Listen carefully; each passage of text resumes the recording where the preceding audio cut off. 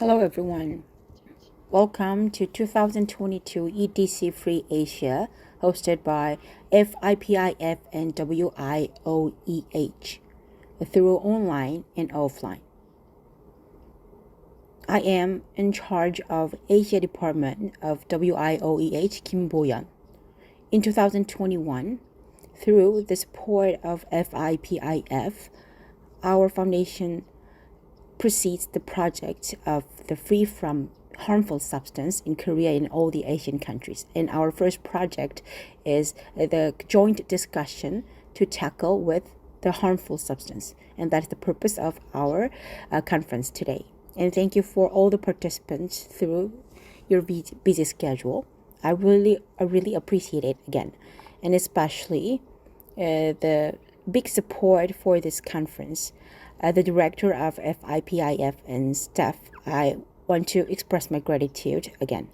And from now on, we will have a presentation from the Chief Director of Financial and Industry Union and also FIPIF, Park Kong-bae. Hello everyone, I am Park Kong-bae, the president of FIPIF. In 2018, we also founded the Union of Financial and Industry Field. FIPIF aims to establish the joint funding from the 33 financial institutes in all countries in Asia. Our purpose is to tackle the discrimination and inequality and improve the working condition environment. And in 1950s, the Korea was the poorest country, and we get supported from other Asian countries as well. And now we improved ourselves very well, and we struggle with the working conditions and industrial environment, and we improve them. Our foundation wants to use the asset of our social communities and citizens and share with the government and institutions in Asia. And also we want to reduce the trial error and want to support the practical efforts. So this international network will be our strong ESG cooperative partners, as I expected. EDC and mercury poisoning and also highly toxic pesticide are the subject to tackle from our Asian countries, and we want the society for the children's and the future as well. Thank you for all the activists from other countries. I want to express my gratitude again, and we want to share our experiences and also practical motive. Our today's conference will be really helpful, as I believe we are going to support this.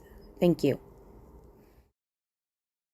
Thank you for your presentation and welcome remark from Park Kong-bae. And now the Yoon-gun will give us the welcome remarks. Thank you for the participants via online, and I am the director of WIOEH Yoon-gun, as I will give you the brief explanation of our research institutes. Our institution center based on the funding for the victims of the exposure of chlorocarbon. So established in 1999, and the major purpose is to research the working conditions and occupational disease, and also the citizens' social issues of environment. So we kept researching about these issues, and also not only for the research but also the result of the research can be contributed to our society and safety of our society. That was our purpose of our research center. And thankfully in 2021 with the FIPIF, there was an opportunity to cooperate with other NGOs from other countries, and also the most vulnerable target, which are the children. So this research has been started from the last year. and we proceeded this project, and today is the first report of this result. So thank you very much today, and thank you for all the participants and contributors to this project by today. And the Park Kung-bae, the director of institution, and also other participants for this project from NGO from Asia. I really want to appreciate them again. And if this project would continue, then maybe the ESG activity of the companies have the best practice on this project. So the countries in Asia which are not focusing on EDC problems, maybe this conference or project will be really helpful for them and NGO, and also other companies of as the activities of ESG, I think. And thank you again for FIPIF. Thank you. And from now on, we will start today's conference. This conference is being simultaneously interpreted to the 9 countries with 7 languages. The participants via Zoom can select your own language with the button in the Zoom. And the first session is about the Joint Asia Performance result.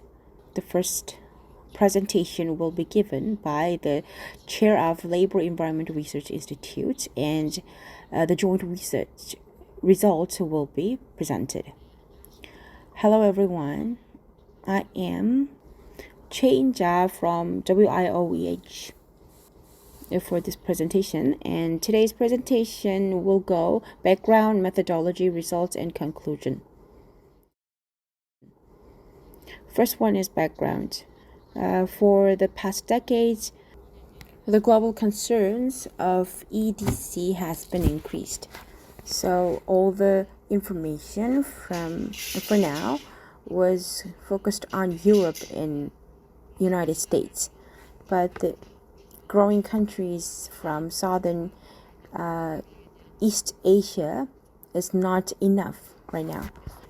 This normal exposure of EDC from our daily lives are very common. Therefore, we want to check the status from our normal items.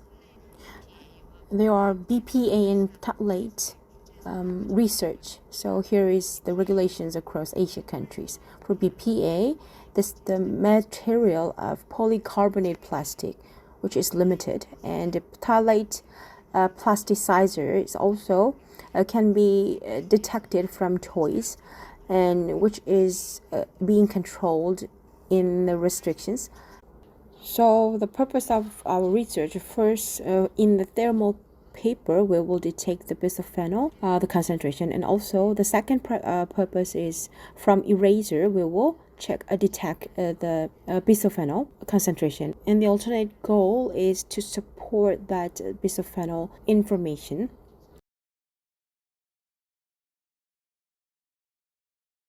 The second is methodology. Briefly, last October, we selected the participating organizations, and they collected the erasers and also receipt paper and sent them to our research center. So our research center was in charge of analysis, and this February, the result of analysis has been prepared with Zoom meeting.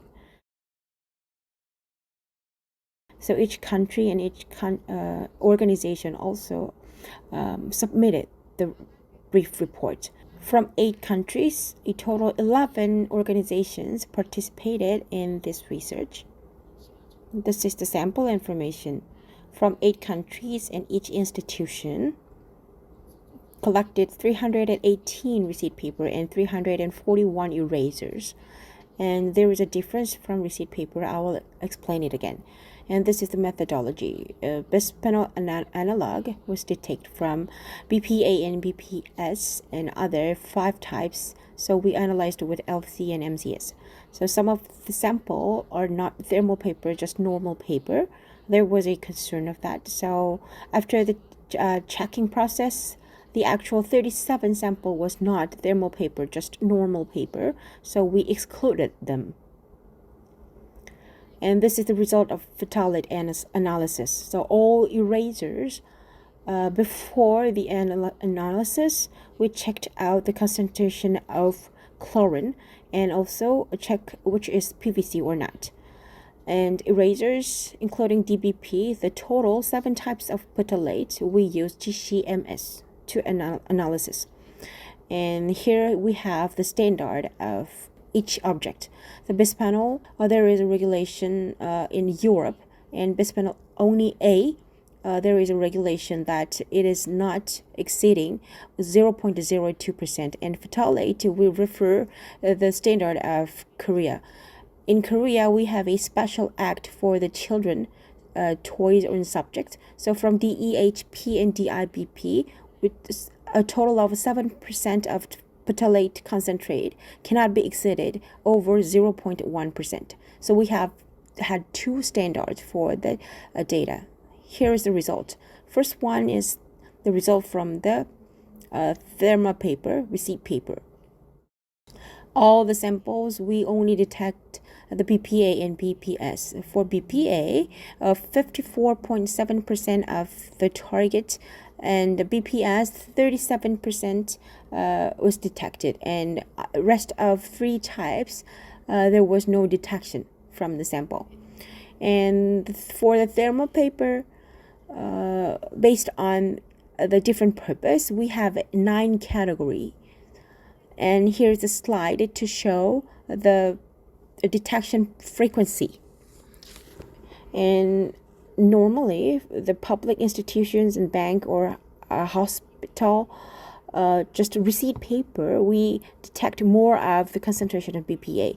However, the global franchise companies' receipt paper, they have more of a concentration frequency of BPS. And this is a concentration. Normally, BPA has 1.2% and BPS 0.7% of level detection. And when it is detected, then it is all exceeded the standards of Europe. And here's the result from each country. And first of all, in Korea, we did the preliminary research here, and we included the table in here. Most of the country has more BPA detection frequency than BPS. However, Japan only detected the BPS, and Korea and Vietnam has a higher detection frequency of BPS.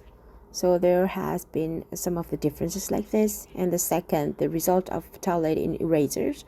This is the brief summary of the phthalate detection results and substance, and also we have the frequency of detection. We have 3 categories by concentration, and in total 7 types of phthalate summarize sum of the phthalate. We can check the 30.5% from the results, and we have the mean value. Then we have a higher value of DEHP, also the detection frequency. And you can see the pictures of erasers on the slide. Those are the top 3 erasers, and you can see the DINP and DEHP account more than 50% of them. And also we have the differences from the PVC, the eraser by PVC. As you expected, we have 55%, which is exceeding the standard, and non-PVC eraser, only part of those erasers exceeded the standard. And here we have the detection frequency by country. And in this research as well, Korea conducted the preliminary research and include the result in this slide. As you see in this graph, we have difference by country, but from 10% to 45%, it shows that they are exceeding the standard.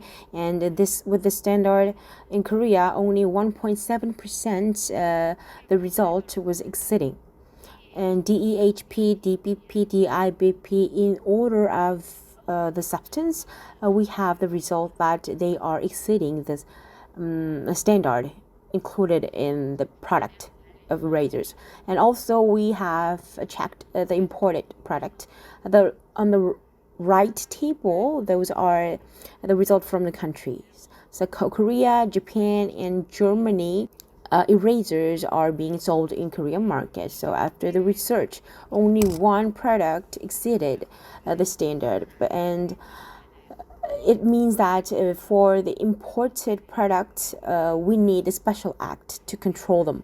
However, the left graph, those are the result from the erasers, and we have various brands from the participated countries.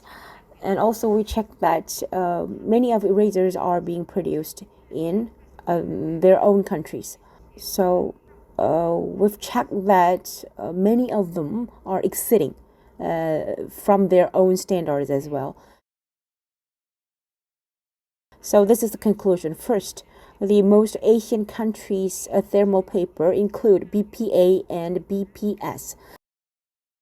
So those thermal paper can be viewed the one of the critical route of exposure of BPA. And any of other countries in Asia, there is no regulation of BPA or BPS. The second, the eraser, 30.5% of the target are exceeding the standard for phthalates, which is being sold in Korean market. DEHP, DBP, DIBP is the order of the detection, and those three types of substance is well known as EDC substance. And in Europe and United States, it is already prohibited to use in the object for children.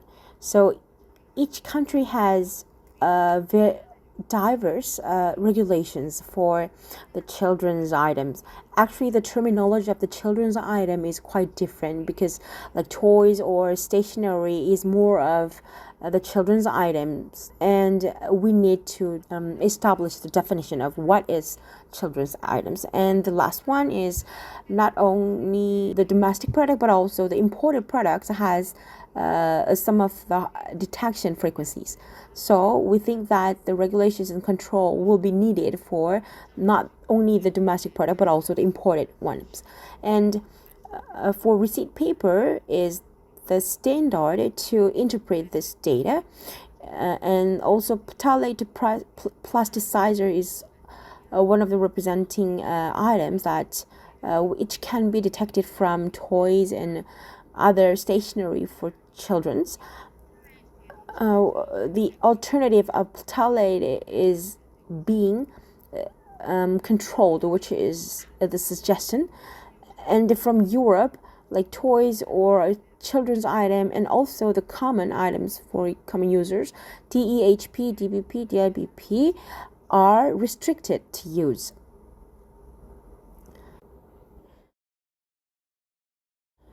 Like this, with this factual research, we have the results, and NGO will do campaign, and through that campaign then citizens would know and how harmful those are. So with this process, the government has to regulate them, and regarding to these regulations, and companies should follow. I hope this virtuous cycle can be started in Asia countries. Thank you.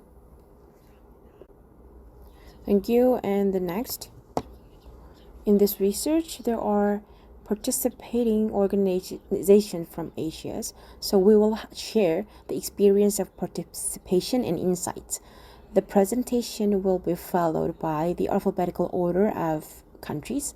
The first, from Bangladesh, Environment and Social Development organization ESTO, the Executive Director Sedeka Sultana will give us the presentation. Hello, I'm Siddiqa Sultana. I'm representing from Environment and Social Development Organization ISDO. This is from Bangladesh, and I'm really feel honored to be a part of this international conference on hazardous chemicals free Asia. And I would like to share my experience. Actually, ISDO has have done the study is regarding this issue. This is the phthalates in eraser and BPA and cash receipts. What we have found, the findings is here. I would like to share these findings. Among the 47 tested eraser, 27 of them were PVC erasers and 20 of them were non-PVC erasers. In 30 samples, 4 major phthalates were found, which were DIBP, DBP, DEHP1, DEHP2, and DINP. In 30 samples in which phthalates were found, 5 of them were non-PVC erasers. Ranges of detected phthalates in non-PVC erasers are from 0.001%, then 0.180%. Ranges of detected phthalates in PVC erasers are from 0.01%, then 37.38%, where 0.1% is considered safe according to Korea's regulation. And second study was BPA and cash receipt, where we found, the finding is here, among the 99 total samples, 69 samples had BPA, 25 samples had BPS, and 5 were non-detected. In Bangladesh, BPA detection frequently was higher in most categories, and all samples detected exceeded EU regulatory standards, which are less than 0.02%. So we collected the samples from public office, local franchise store, global franchise store, large major shopping mall, small supermarket, or bank number tickets, hospitals number tickets, delivery reports, or others. We found that the BPA, BPS, we know that the endocrine disruptors chemicals. So it is really harmful for the human body. So we know the endocrine disruptors play by different rules. So hormones can increase the risk of cancers, whether these hormones are natural or synthetic. Too much or too little of a hormone can be harmful. And we know it causes the cancer, proliferation, infertility, inflammation, obesity, and other cancers, and hormonal disruption. So what we found that this is that we in Bangladesh there is no regulation, especially on the BPA and also the products in erasers and others, because of we see when we study at that time we found the many things which are related with the children playing toys and others, cosmetics. These are also related with the BPA, and also the phthalates is over there. So it's really we think about it, it's a harmful things. We should think about for the regulation and also further study. So thank you so much. Let's make a toxic-free environment for our next generation. Thank you. Thank you very much for the presentation. And the second session is from Indonesia. We have two organizations, Gita Pertiwi, Crafty Program Officer, Octaviani Ikasari, and Ecological Observation and Wildlife Conservation, Ecoton, Head of Laboratory Clara Duteri will give us the presentation. Hello everyone, my name is Tiandra and there is also my colleague Clara. For research from Indonesia, it was carried out by two organizations, namely Kita Pertiwi and Ecoton. Follow-up of this research will be carried out by two organizations in two cities in Indonesia, Kita Pertiwi in Surakarta and Ecoton.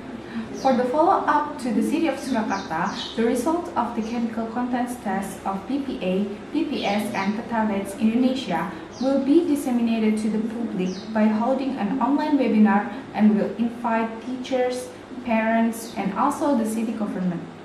The environmental police and little doctors in school will also give new insight about the dangers of thermal paper and erasers.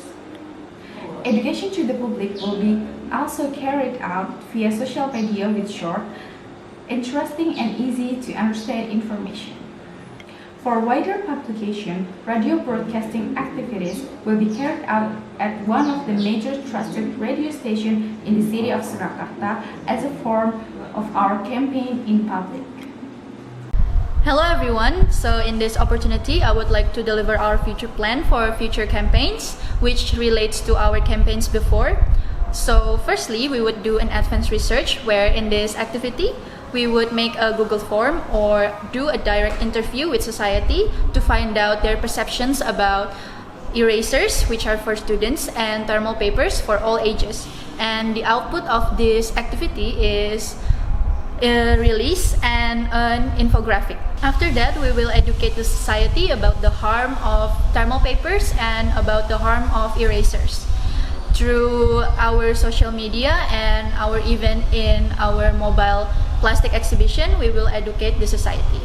Lastly, from the research and from the perceptions of the society, we will combine them together, and the result of that, we will use it to notify the producers to not use the dangerous materials for their products anymore, and to notify the government to watch the distribution of the dangerous materials, and also to give alternative to thermal paper use.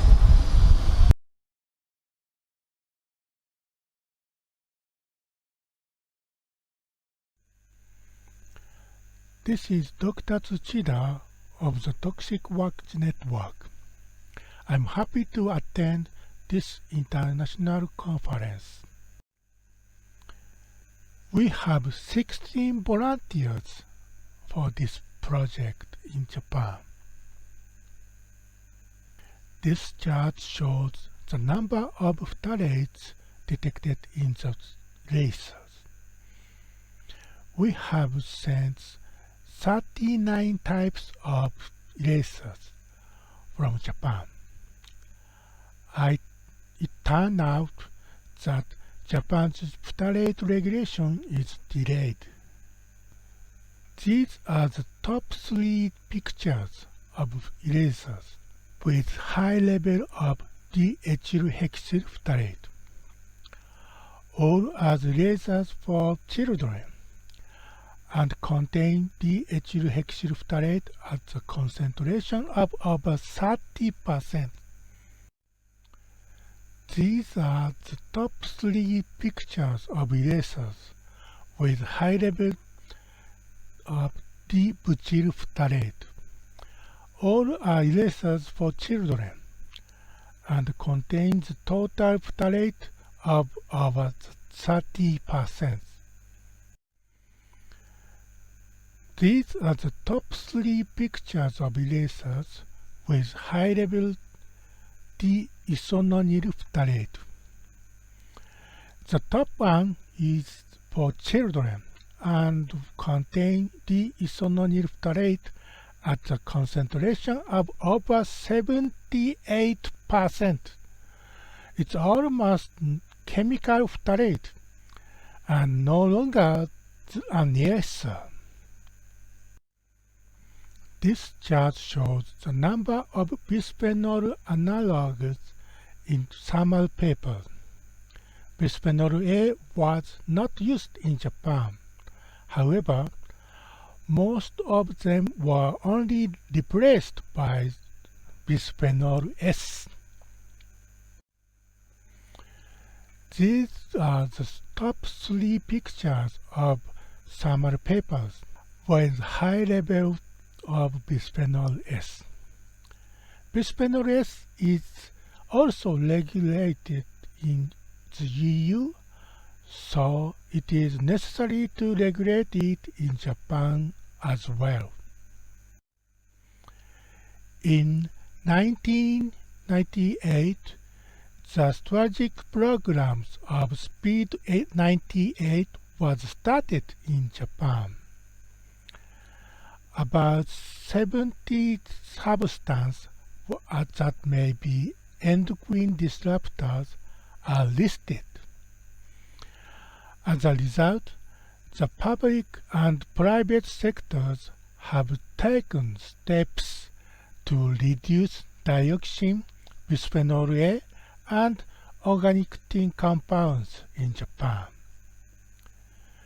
In 2004, the list has been deprecated and phthalates are excluded. We will inform the public of the result of this survey. We will learn about the endocrine disruptor regulation in the EU and other countries. We will recommend that Japan implement appropriate regulations. Thank you very much. For the next session, we will have a Consumer Association Penang from Malaysia, the research officer Rifat Hasim. And there is another notification. In your textbook, the order of Malaysia and Nepal was changed. So please refer the content of the Nepal. Hi, I'm Hatijah from the Consumers Association of Penang. First of all, I would like to take this opportunity to thank Wojin Institute of Occupational and Environmental Health for this project. We are glad that we are able to test erasers and thermal papers with the presence of EDCs. The issue on EDCs was first taken up by CAP in 1998. During that time, in a joint project with Japan Offspring Fund, we published posters and publication. We also organized an international conference on polychlorinated biphenyl, which was held in Penang in 2003. The conference was attended by participants from 10 countries in the Pacific Rim. Following to that, CAP presented a memorandum to the Malaysian government to take action on the EDCs, especially on the disposal of hazardous waste. In the study on thermal papers from Malaysia, out of 44 samples, 27 were found to contain BPA and 13 samples BPS. In the study on erasers, out of 40 samples from Malaysia, phthalates were detected in 26 of them. Presently in Malaysia, there are no standards for BPA analogues in thermal papers and phthalates in erasers. Following to this study, we will highlight the issue in the media and will be calling on the government to come out with the standards. The results from this study is an eye-opener as we are able to present to the Malaysian government the details on the levels of bisphenol analogues and phthalates in the products sold in the country. Thank you. Thank you. And the next from Nepal, Center for Public Health Environment Development. Safad will present and Ramst Sharitrasa will give a presentation. As I said before, you have to see the Nepal's presentation from the book, but refer to the Indonesia. Thank you. Good afternoon, everyone. This is Ram Charitrasa, Executive Director from Center for Public Health and Environmental Development, CIFED, Nepal. Today, I'm going to take you all through our latest research finding about EDC studies in Nepal, that is phthalates in eraser and BPA in thermal papers. First of all, CFED would like to acknowledge support from Wojin Institute of Occupational and Environmental Health with the fund from Financial Industry Public Interest Foundation in Korea. CFED is a national level research based NGO working in the field of environmental conservation, chemical safety, and public health since 2004 with the vision of bridging people with science and technology for healthy living and environmental safety. Our work has been nationally and internationally recognized. Let me share few findings from our latest research about EDC studies in Nepal. 38% of eraser, that is 20 out of 53 Nepalese sample, found to be contaminated with phthalates, and 94% of thermal papers, that is 29 out of 31 Nepalese sample, contain BPA like EDCs, toxic to public health and environment. Sum of all 7 phthalates in 9 eraser samples, that is 19% of total Nepalese sample and 45% of detected samples with the phthalates, exceeds Korean safety limits phthalates of 0.1%, and maximum phthalates found in eraser samples from Nepal were 25.62%, which is 256 times more than Korean safety limits. All samples detected with BPA among Nepalese sample exceeded EU regulatory standards limit of less than 0.02%, and maximum BPA found in thermal paper samples in Nepal were 2.44%, which is 122 times more than EU limit. And based on these two shocking results, CFED Nepal has come up with the future strategy and campaign plan, and these includes Nepalese industry produced eraser did not detected with the phthalates and hence need to be promoted against the imported one, which were more contaminated. Phthalates and BPA should be banned in children and daily products in Nepal like in many developed countries. Enact standards of phthalates and BPA for children and daily product and effectively implement it.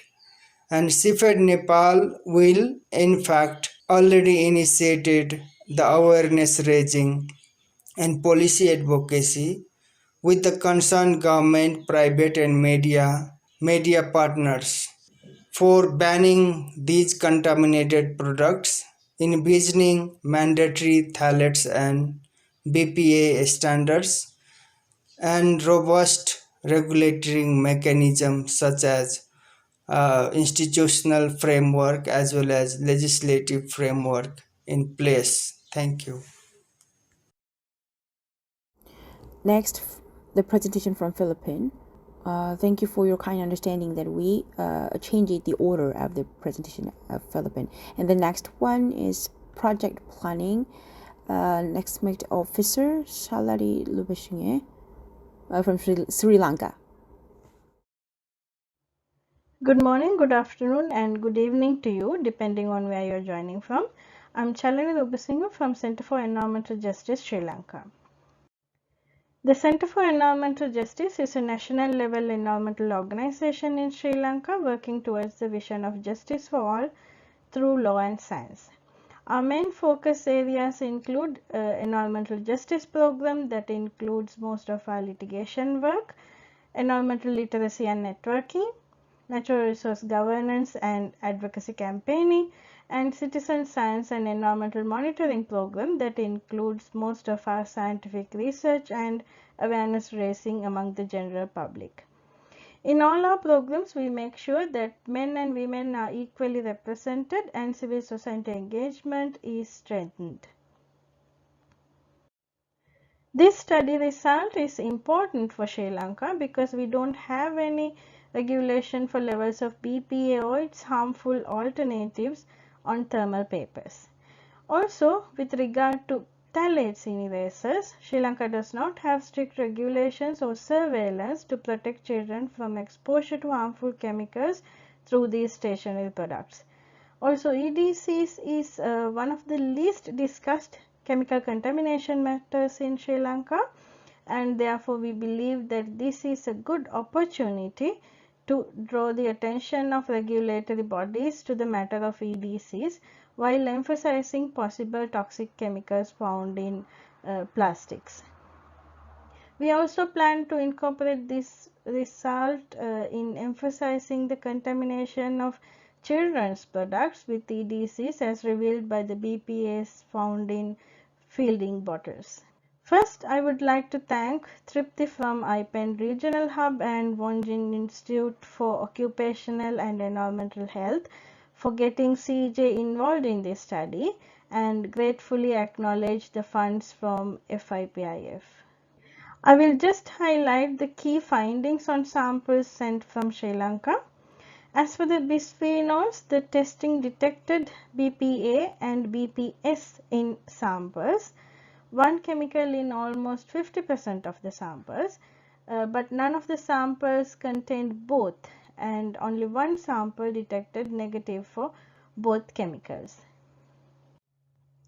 As for the categories of samples, we observed almost 50% distribution of the two chemical types in all categories.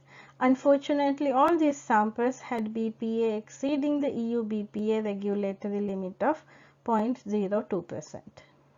Interestingly, we found that around 10 samples we collected were non-thermal papers, and we hope that the use of those types of papers could be the solution to avoid spreading this toxic chemical. As for the phthalates in erasers, out of the 40 samples, only 2 to 5 samples had one or more of the types of phthalates tested. However, some of them were found to have exceeded the most accepted standard of 0.1% or 1000 milligrams per kilogram.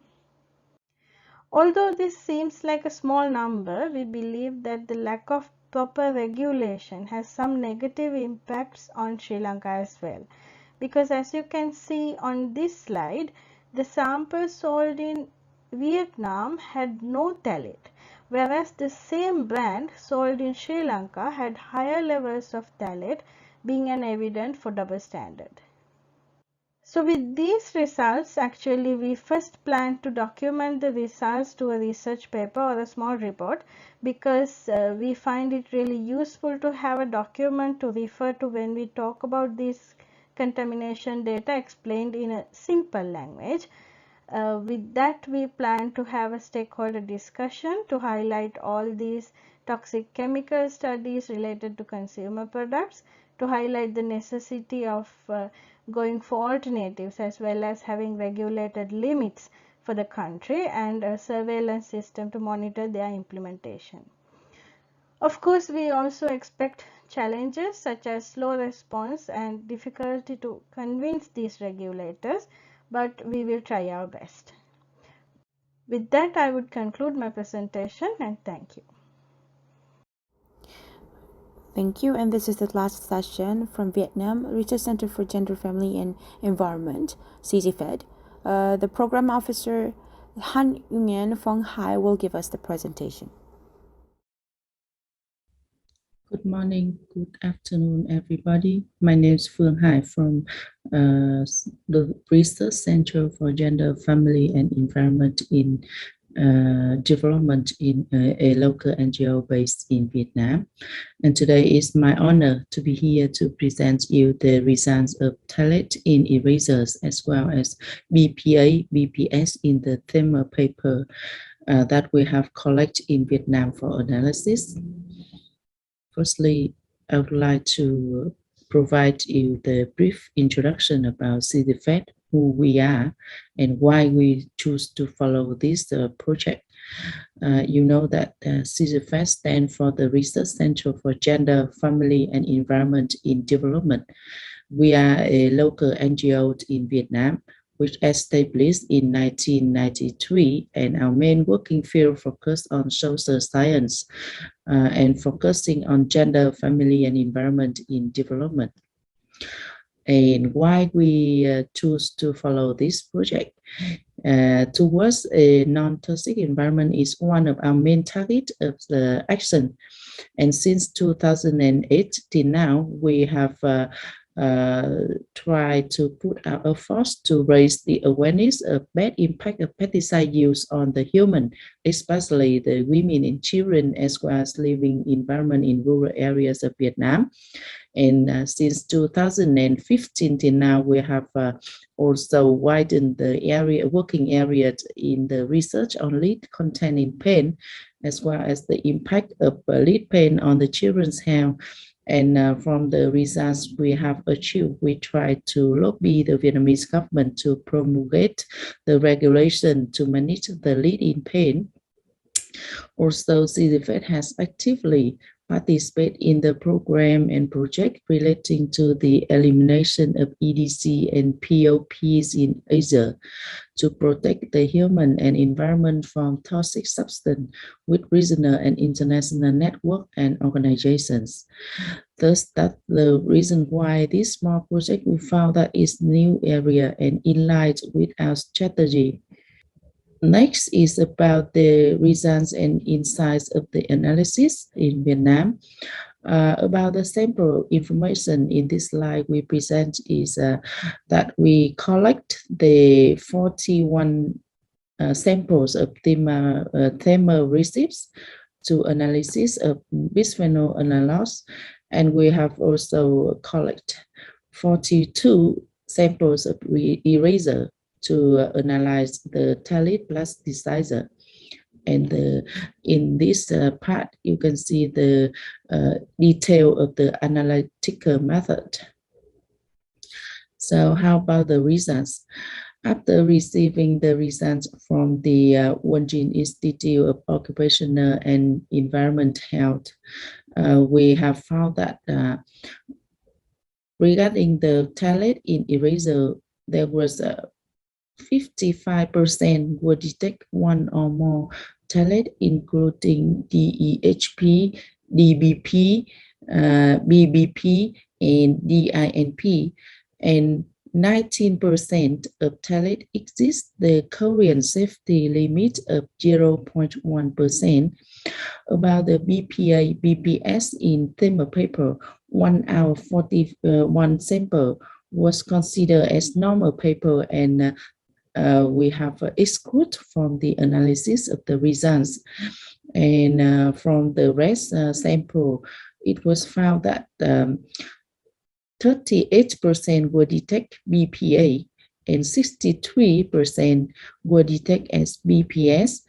And the concentration range of BPA was from 1.13 to 1.70%, and BPF was ranged from 0.47 to 1.01%, and the concentration of all sample in which BPA was detected or exceed the EU standard of 0.02%. Next, I would like to give you a glimpse of the Vietnamese situation around EDC.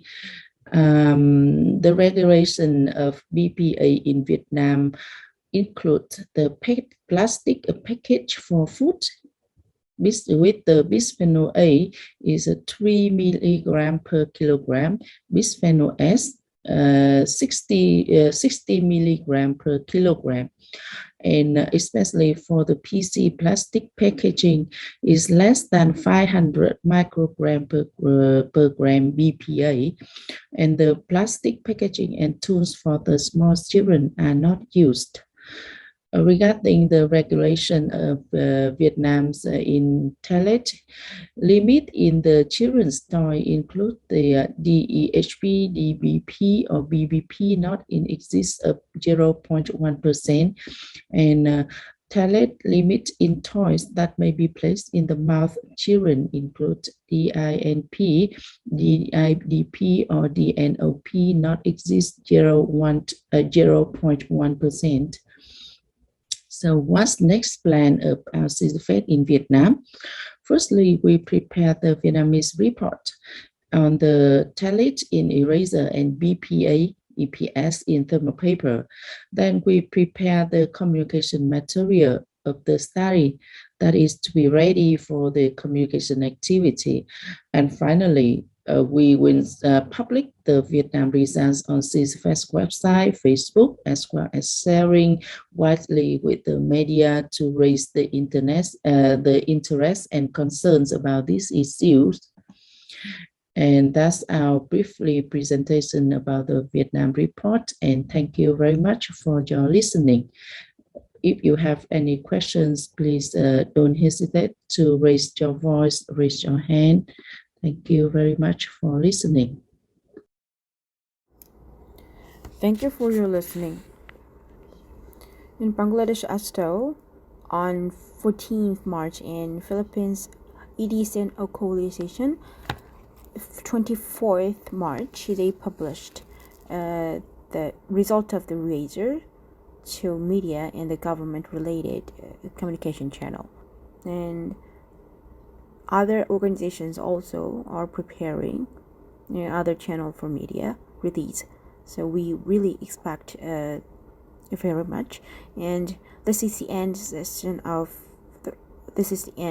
the first session, and the second session will be started. Second session is about the expert suggestions and advice.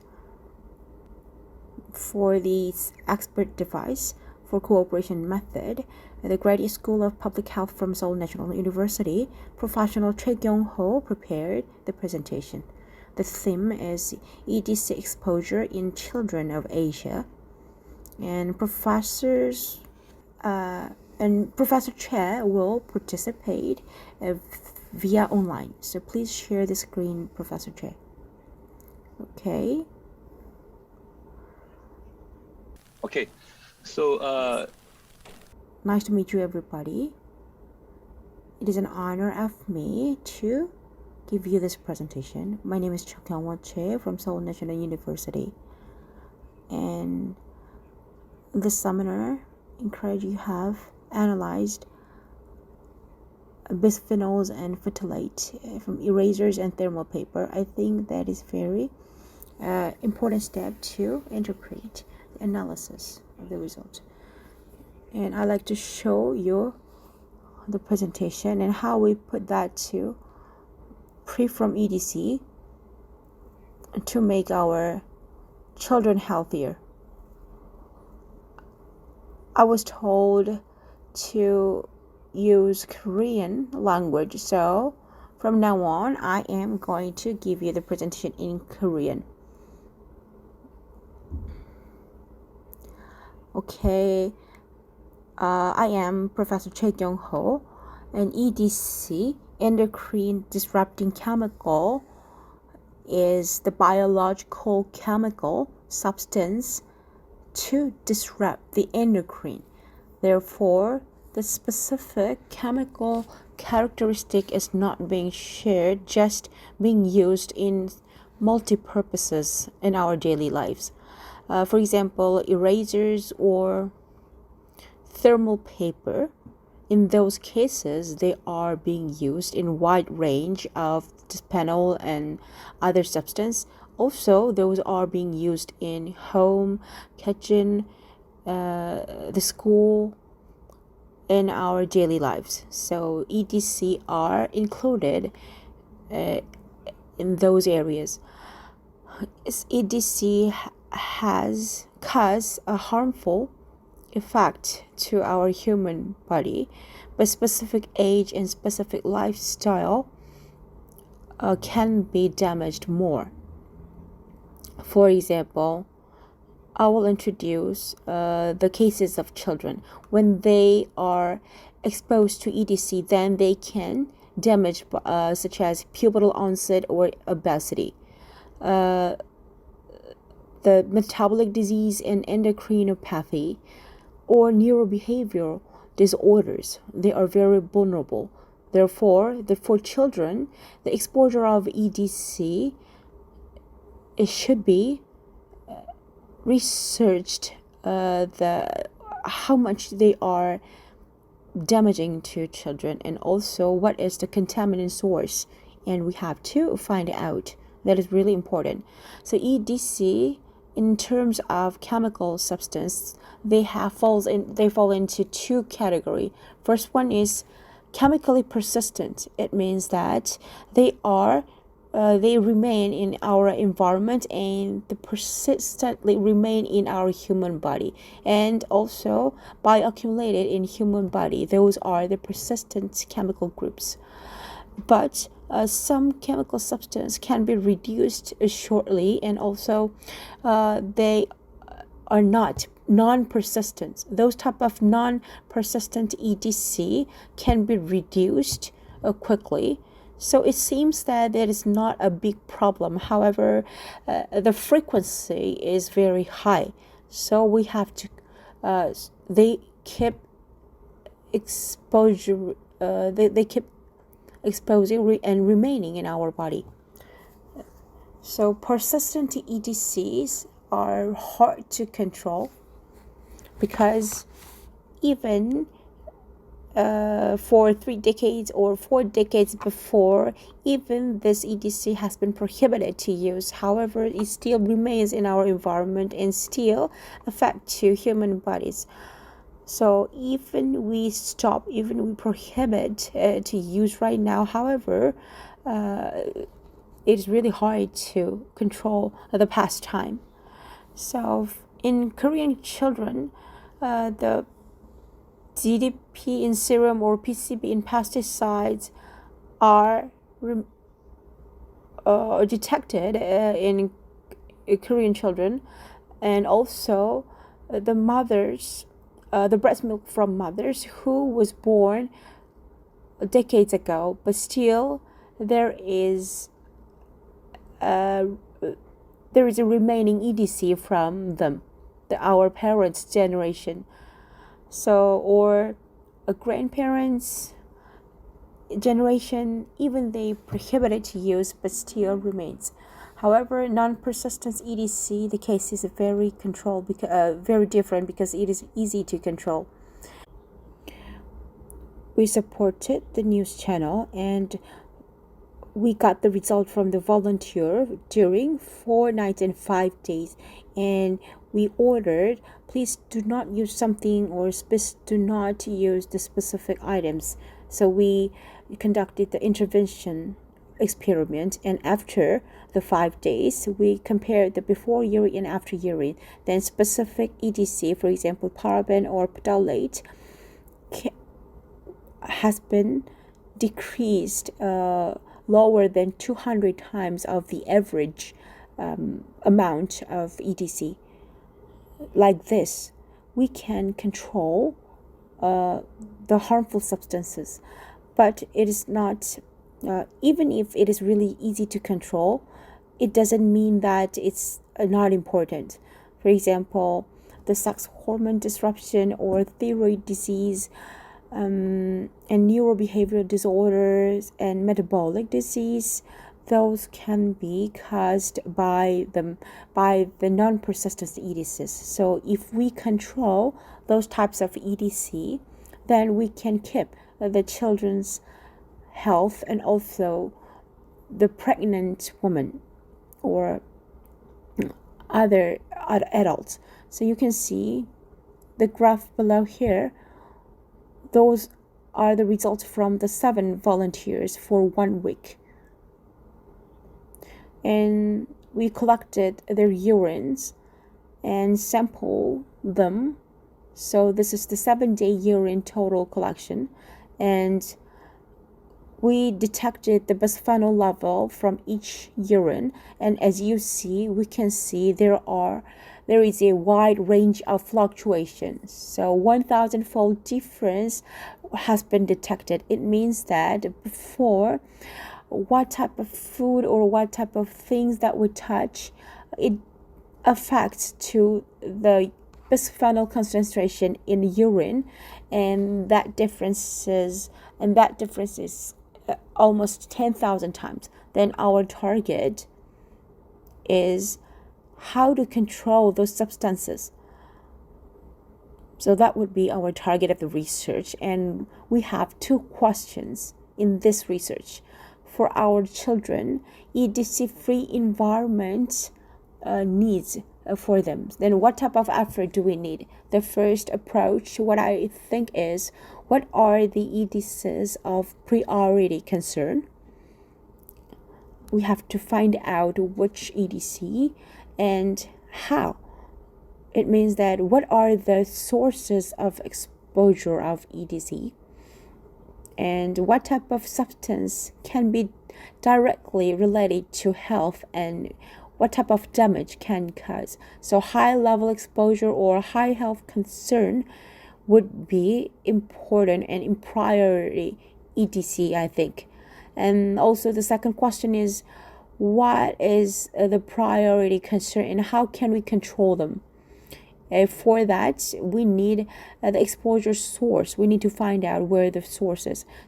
Erasers and thermal papers are important examples, I think. So we will show you one case study, and methodology can be helpful for EDC mitigation.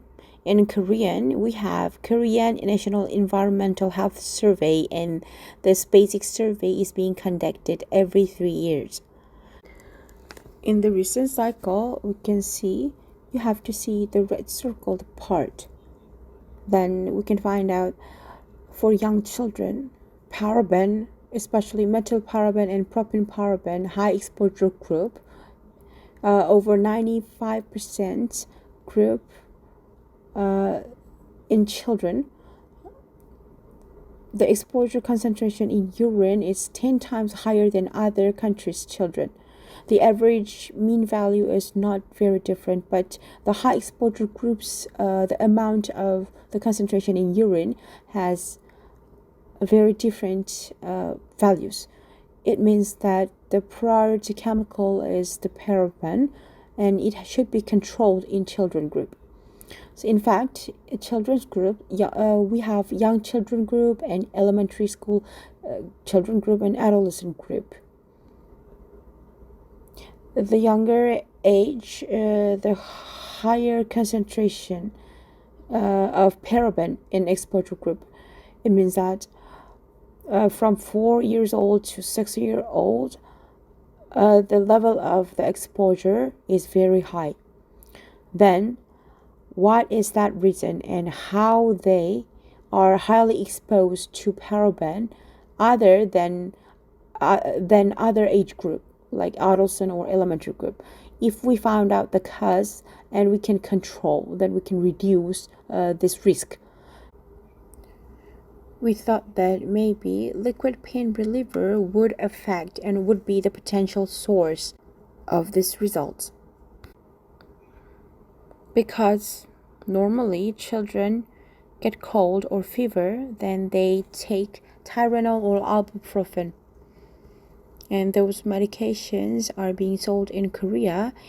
The maximum 400 ppm as an antimicrobial agent, as a preservative. This paraben can be used in Korea, which is allowed.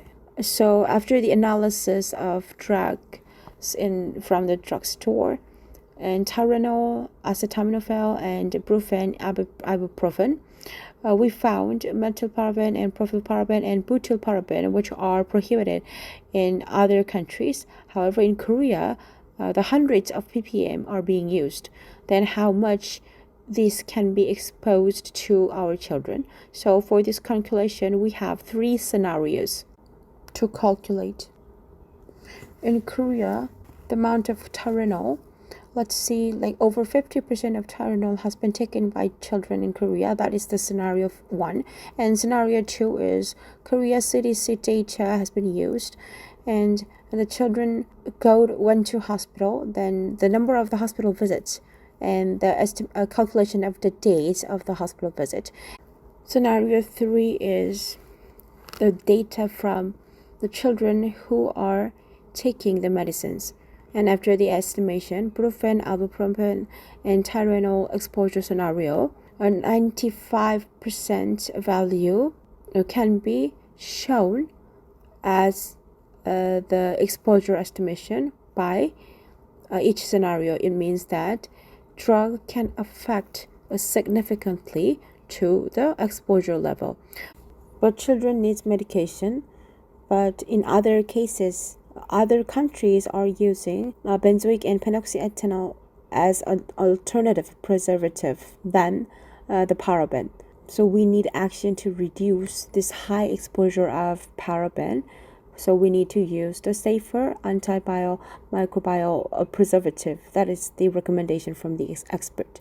In the recent research, the concentration of paraben in urine from children can be compared to the amount of the concentration of the children who took medicines. So we found that there is a significant association, and result is aligned with our report as well. And as the results, we can intervention study to prove for the case of the Buddhist temple stay for 5 days, and we track the behavioral change, then phthalate and bisphenol exposure affection can be detected in this scenario. So 90% of the amount of the concentration of paraben, phthalate exposure can be reduced. Like this, we found the source of the result, and then intervention recommendation can be available. We conducted an experiment that for workers in grocery market, we ordered to put the gloves and touch the thermal paper, and we have results before work and after work results, and urinary bisphenol concentration. There is no difference between them.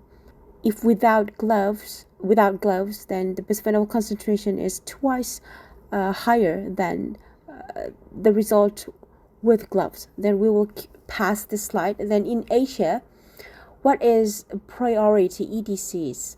That's the question.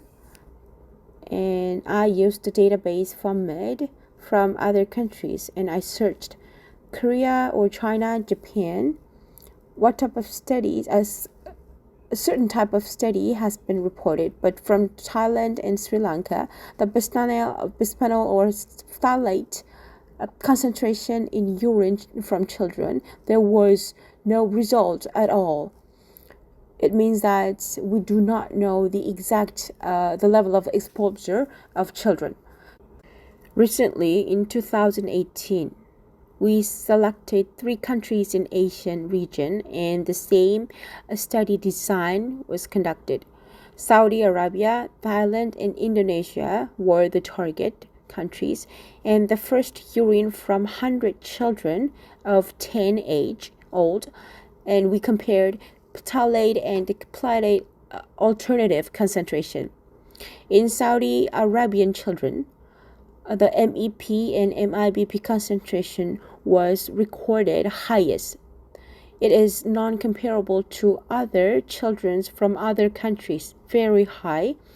So the phthalates, those phthalates are the priority EDC in Saudi Arabia. Then where can these results come from? I believe that the DEP came from a perfume. That would be my follow-up study target. Then why children keep using perfume? Because in these countries, they are using hands during the meal time. So there are always perfume bottles in front of the dining room and the restaurant. So this type of route of exposure, it is not expected in Korea. However, in some specific countries can be really important. In Indonesia and Saudi Arabia, BEHP concentration is the highest level other than other countries. Maximum over 65% of Indonesian children are being exposed to DEHP concentration. So it is quite risky. So that was the result of the calculation. And for Indonesian children, the Sulawesi Kendari, we did the sample research. So it is hard to generalize. However, these children, what is the root and the source of the exposure? So we need the follow-up study for that. And the one more interesting thing is DEHP, alternative of DEHP is being used in Japan a lot. So in Saudi Arabia, so DEHP alternative, which means is DEHTP and DINCAP, is the highest level in the world. And in Indonesia, the phthalates DIEHP alternative, which means DINP and DIDP, were being used in a high frequency. So we need the intervene study to this source. So with these Asian children, a specific substance could be the specific priority EDC in a specific region. So based on that result, then we need to do the follow-up study with the experts from the specific region. And other than the recent researching countries, 3 countries, we need to select the rest of 7 countries, and we will proceed the study as well. So every 3 to 4 years, we need the sampling and which specific substance can be exposed to the children, and which country has the specific top priority chemicals. So we need to identify them. This is the last slide. With this brief presentation, I am saying that it is possible to prioritize EDC, and through the multi-country comparison, which phthalate is more important than specific country, as I explained, and maybe there should be a specific source by each specific jurisdiction, so we can find out the result. But to conduct this project, we need a multi-country collaborations like Wojin's project, and all other efforts should be needed to find a way of a safer environment for our children. Thank you very much for your attention, and this is it. Thank you.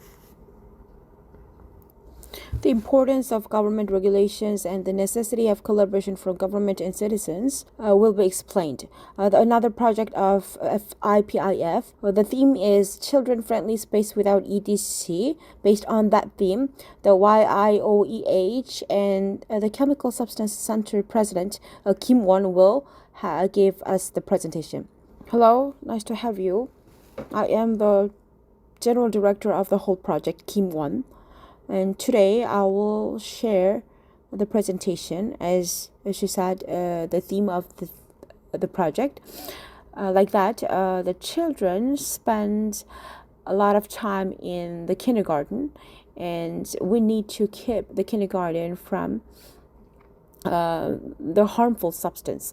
So that is the theme of the project, and the process of the study, not only for the private centers, but also the public government aid will be needed. That is the purpose of this project as well. And this project is supported by the FIPIF. So today I will give you the presentation about the major success and the meaning of the project. So as you would know, the essential topics is the EDC, endocrine disrupting chemical. It affects in a very low dose, and the early exposure also matters. And everywhere there are a lot of sources of exposure of EDCs. So with the 3 major characteristics, I will explain about that. And EDCs, there are a lot of chemical substances. So we keep talking about the phthalate, the chemical substances, and among them, the DAHP is the most famous EDC, as you know. So this EDC, DEHP have a pattern such as taking from the food. It accounts over 90%. And children who is taking breast milk, in that case, like over 70% of them are taking this EDC from fine dust. So food is important. However, where they live and how is that environment is also important. So this project is conducted in the kindergarten to detect the source of the cause, and the purpose of this study is to confirm that we can reduce this risk. That is the major concept of the study.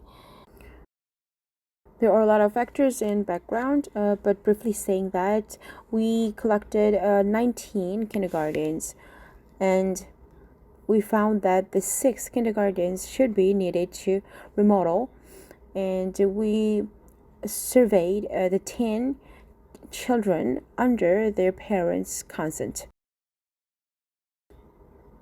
So before the remodel, each 10 children donated their urine, and we collected them, and also we collect the fine dust from the floor. And after the remodeling, in the same way, we collected the fine dust on the floor, and also we collected the urine sample from the children. Those pictures are showing that we use the XRF devices, and we analyzed the amount of lead and chrom and cadmium. The harmful substances were analyzed with these devices. And in the fine dust from kindergarten, we analyzed 9 types of phthalate and 11 types of phthalate metabolic substance from the urine sample. And this is the result. 19 kindergartens XRF analyzed result shows that more of 2,700 types of construction materials and toys and furniture were the target of the survey.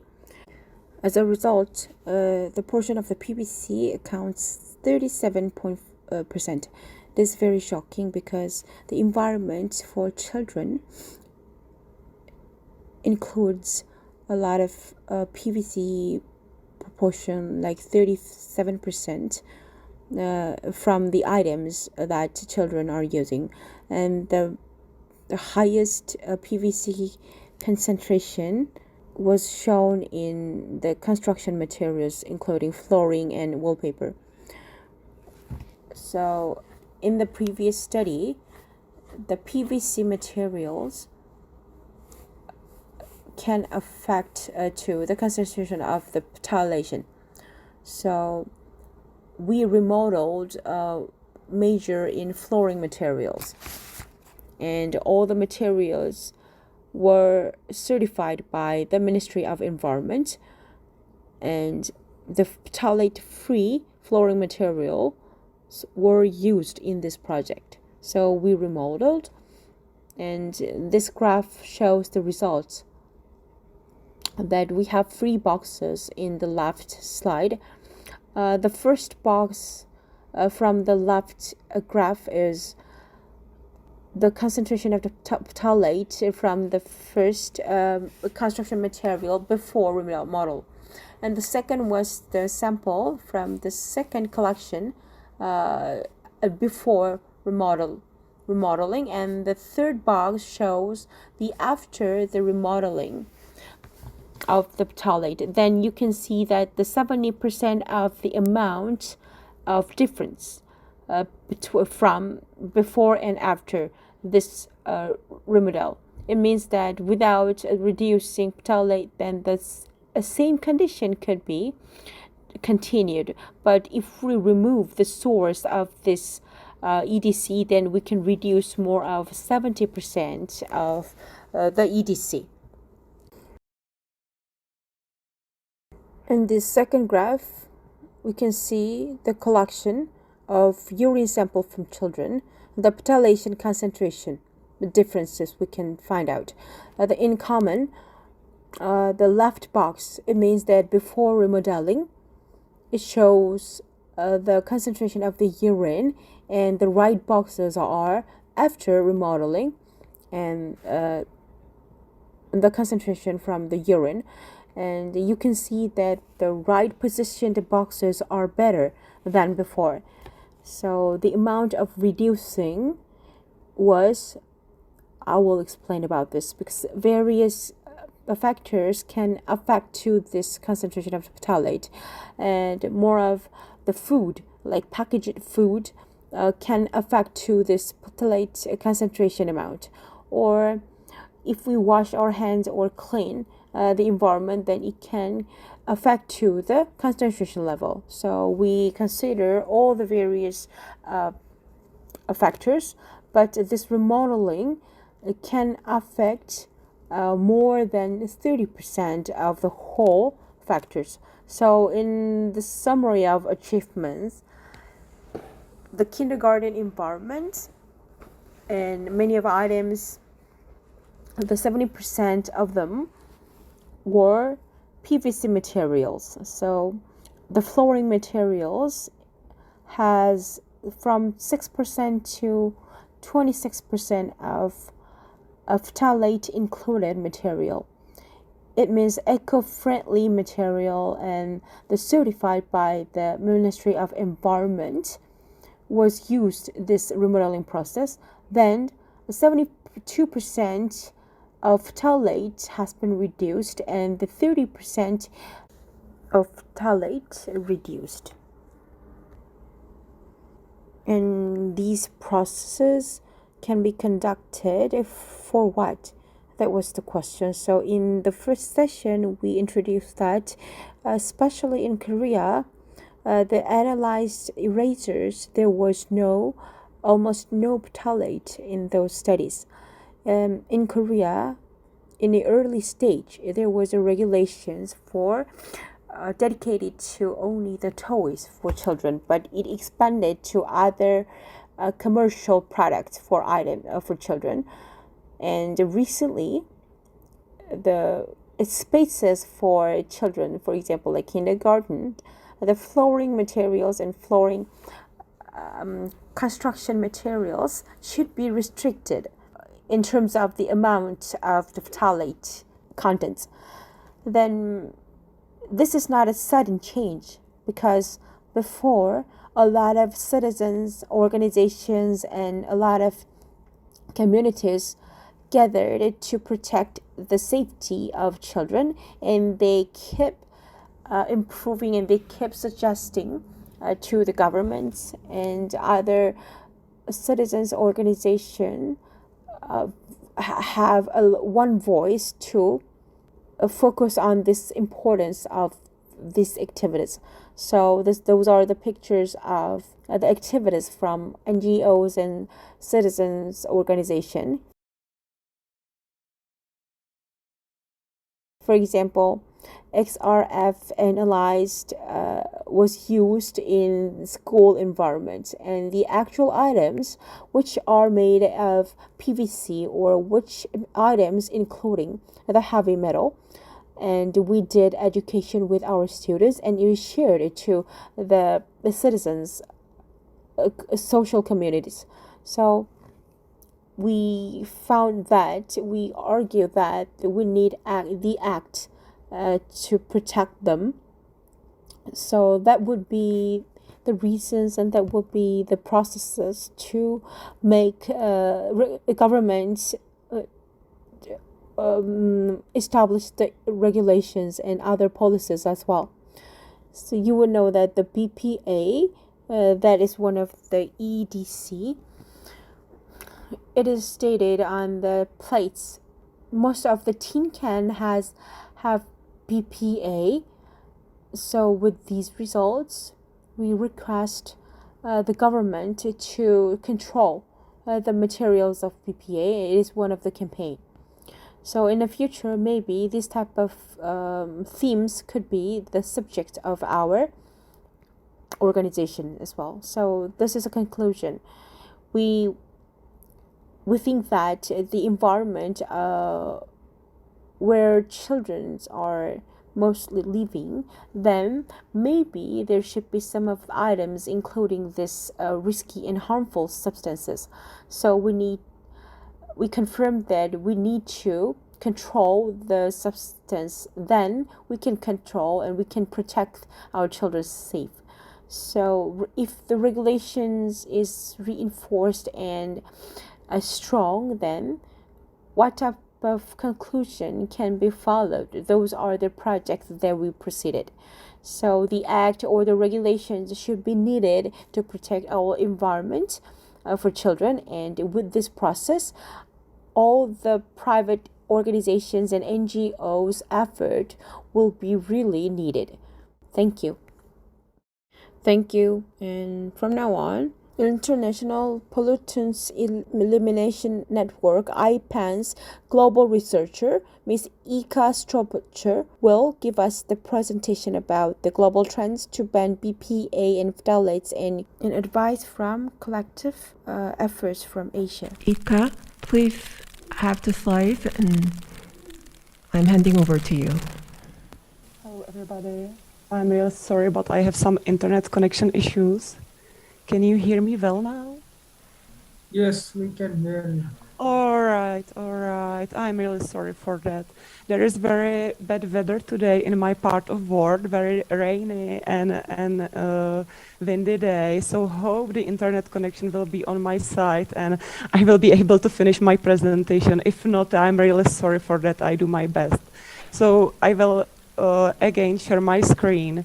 Hope you can see first slide of my presentation now. Yes, it is visible. Go ahead. Excellent. Thank you very much, Ram. 감사합니다. All right, so I prepared a short presentation introducing you into international trends in endocrine disrupting chemical regulation, and I am taking bisphenol A regulation as an example, as a case. 예를 들어서 말씀드리겠습니다. Endocrine disrupting chemicals are going along us for our entire day from dawn to dusk, and we are exposed to endocrine disrupting chemicals through their inhalation, ingestion, absorption through our skin. Even in very tiny amounts, endocrine disrupting chemicals can increase our risks of developing fertility problems, obesity, neurological disorders. They can basically affect functioning of our hormonal system. I borrowed this simple infographic from European Consumer Organization. The nice aspect of this infographic is that it's based on real solid data 실제 데이터를 바탕으로 나온 것입니다. 여러 유럽 국가들이 데이터를 내놓은 것인데요. Even since the early beginning of our days, when we brush our teeth, we are exposed to endocrine disrupting chemicals in our toothpaste. 치약에 EDC가 들어있고 화장품도 그렇고 여러 가지 제품에 EDC가 들어있습니다. EDC 잔존물들이 식품에도 발견이 되고 다로 EDC들이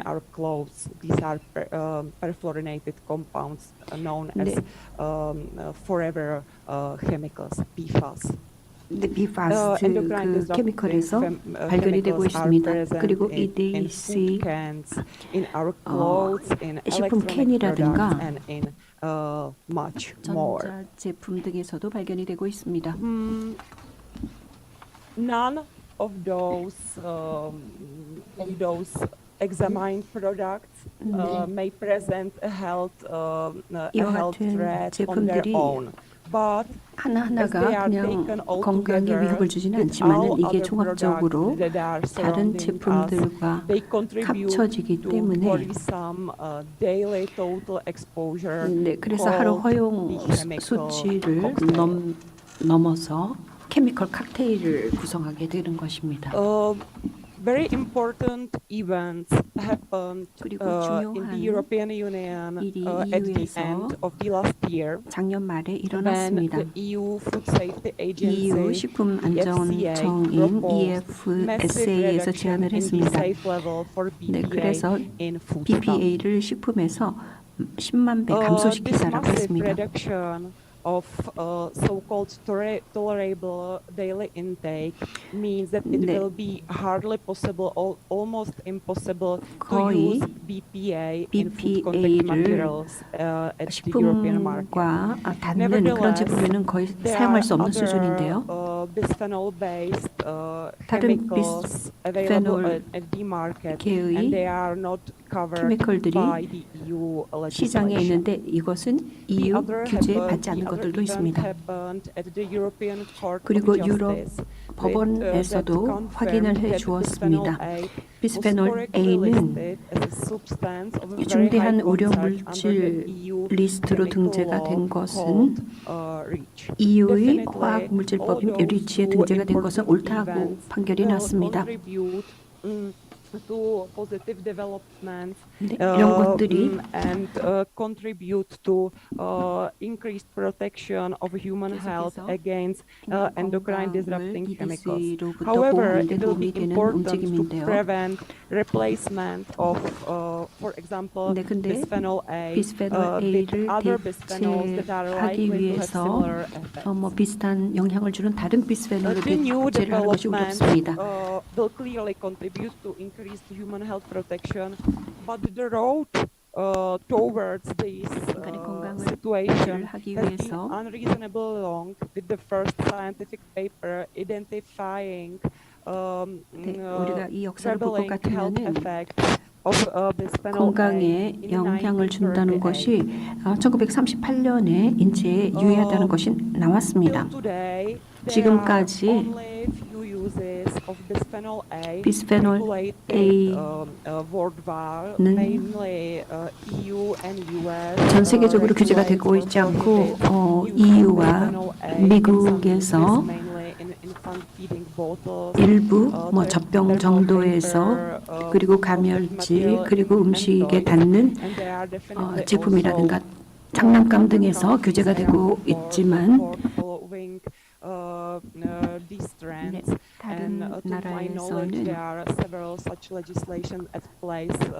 규제가 되고 있지 않은 것이 많고요. 아시아에서는 중국, 인도네시아, 말레이시아 그리고 한국도 지금 규제를 하고 있는 걸로 알고 있습니다.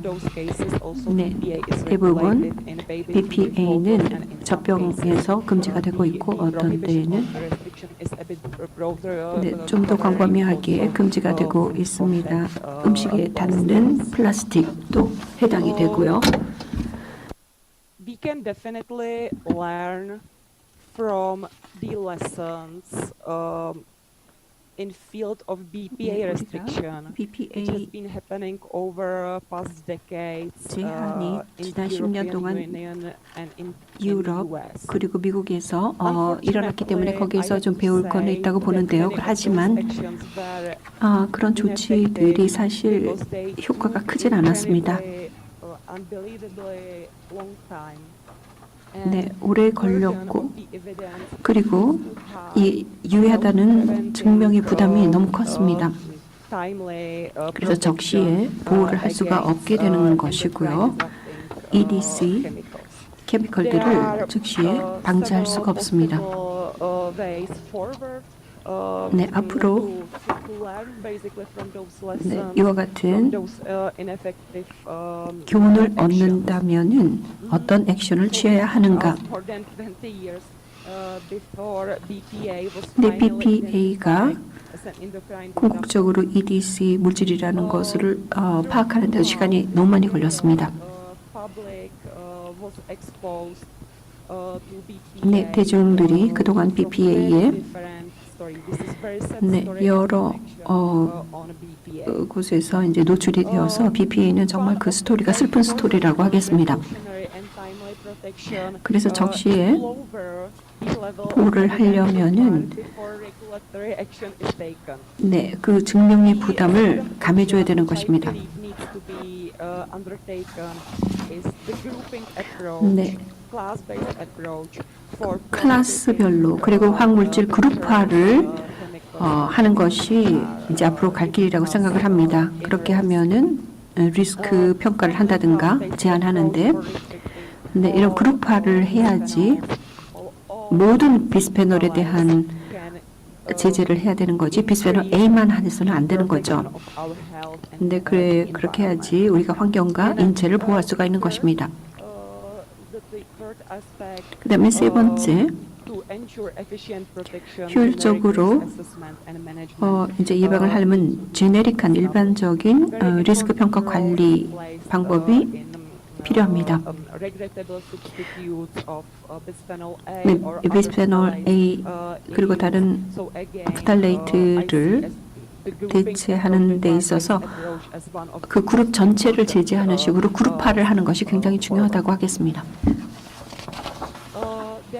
Unfortunately, quite limited opportunities for prohibiting endocrine 네, EDC를 금지하는 데 있어서 글로벌하게 우선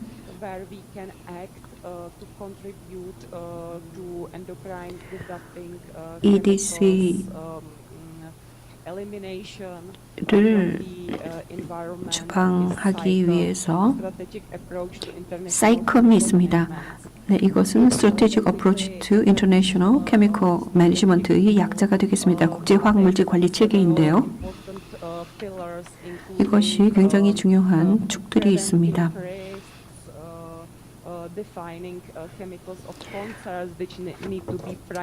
네, 그래서 EDC를 우선순위화해서 우려 정도에 따라서 네, 그리고 지식과 정보들도 더 동원을 해야지 제대로 파악할 수가 있을 것입니다.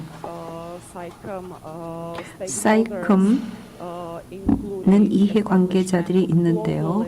글로벌하게 이제 화학 전문가가 EDC를 파악하는데요. 프탈라이트, 비스페놀뿐만이 아니고 네, 여러 가지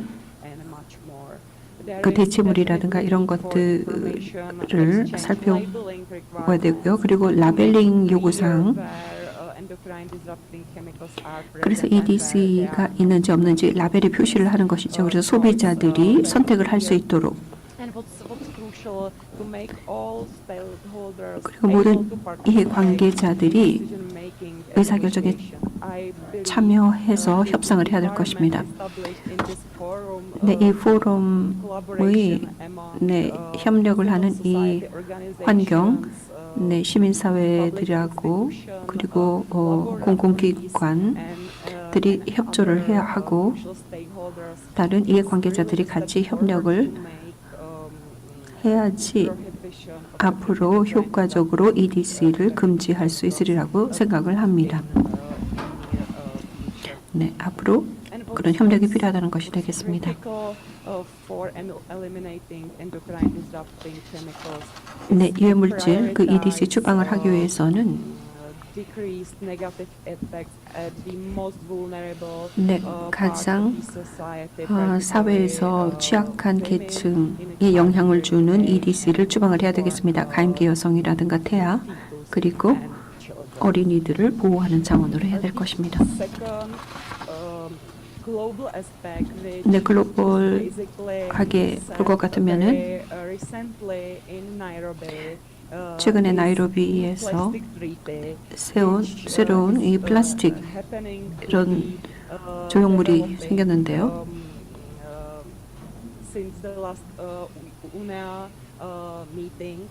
네, UN 환경총회 마지막 회의에서 정부들이 동의를 했습니다. 법적으로 구속력이 있는 네, 조약을 만들자라고 한 것인데요. 여기에 대한 논의를 시작을 올해 하자고 동의를 했습니다. 네, 2025년까지 이것을 마무리하자고 했습니다. 플라스틱의 전체 라이프 사이클을 고려를 해야 되고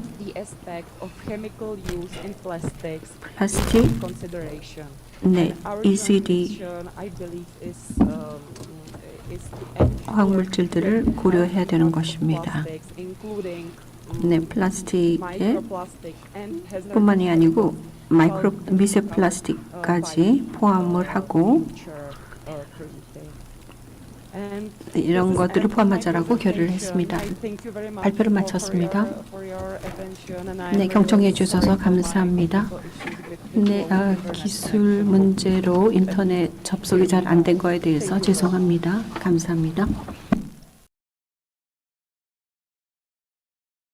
Thank you very much. As I said from the first session, and we have a little bit change of the order of the session. The Philippines will give us the presentation, and two organizations are hosting. International Post Sustainability EDs, and the program coordinator of the EDs, Lem Lloyd Manalo, will give us the presentation. And here we have a notification that the textbook or the program book of Philippines is not included in the disseminated program book right now. So after this conference, we will give you the translated version of the in English, and at that time we will include the Philippines presentation in that book. Thank you. 여러분 안녕하십니까? 먼저 저희 기관을 소개를 드릴까 합니다. 먼저 에코웨이스트 코얼리션인데요. 공중 이익을 위해서 환경 보건 관련돼서 활동을 하고 있습니다. 그 다음에 EDS, 제가 여기서 일을 하고 있는데요. Interfacing Development Interventions for Sustainability, 그리고 환경 관련된 NGO입니다.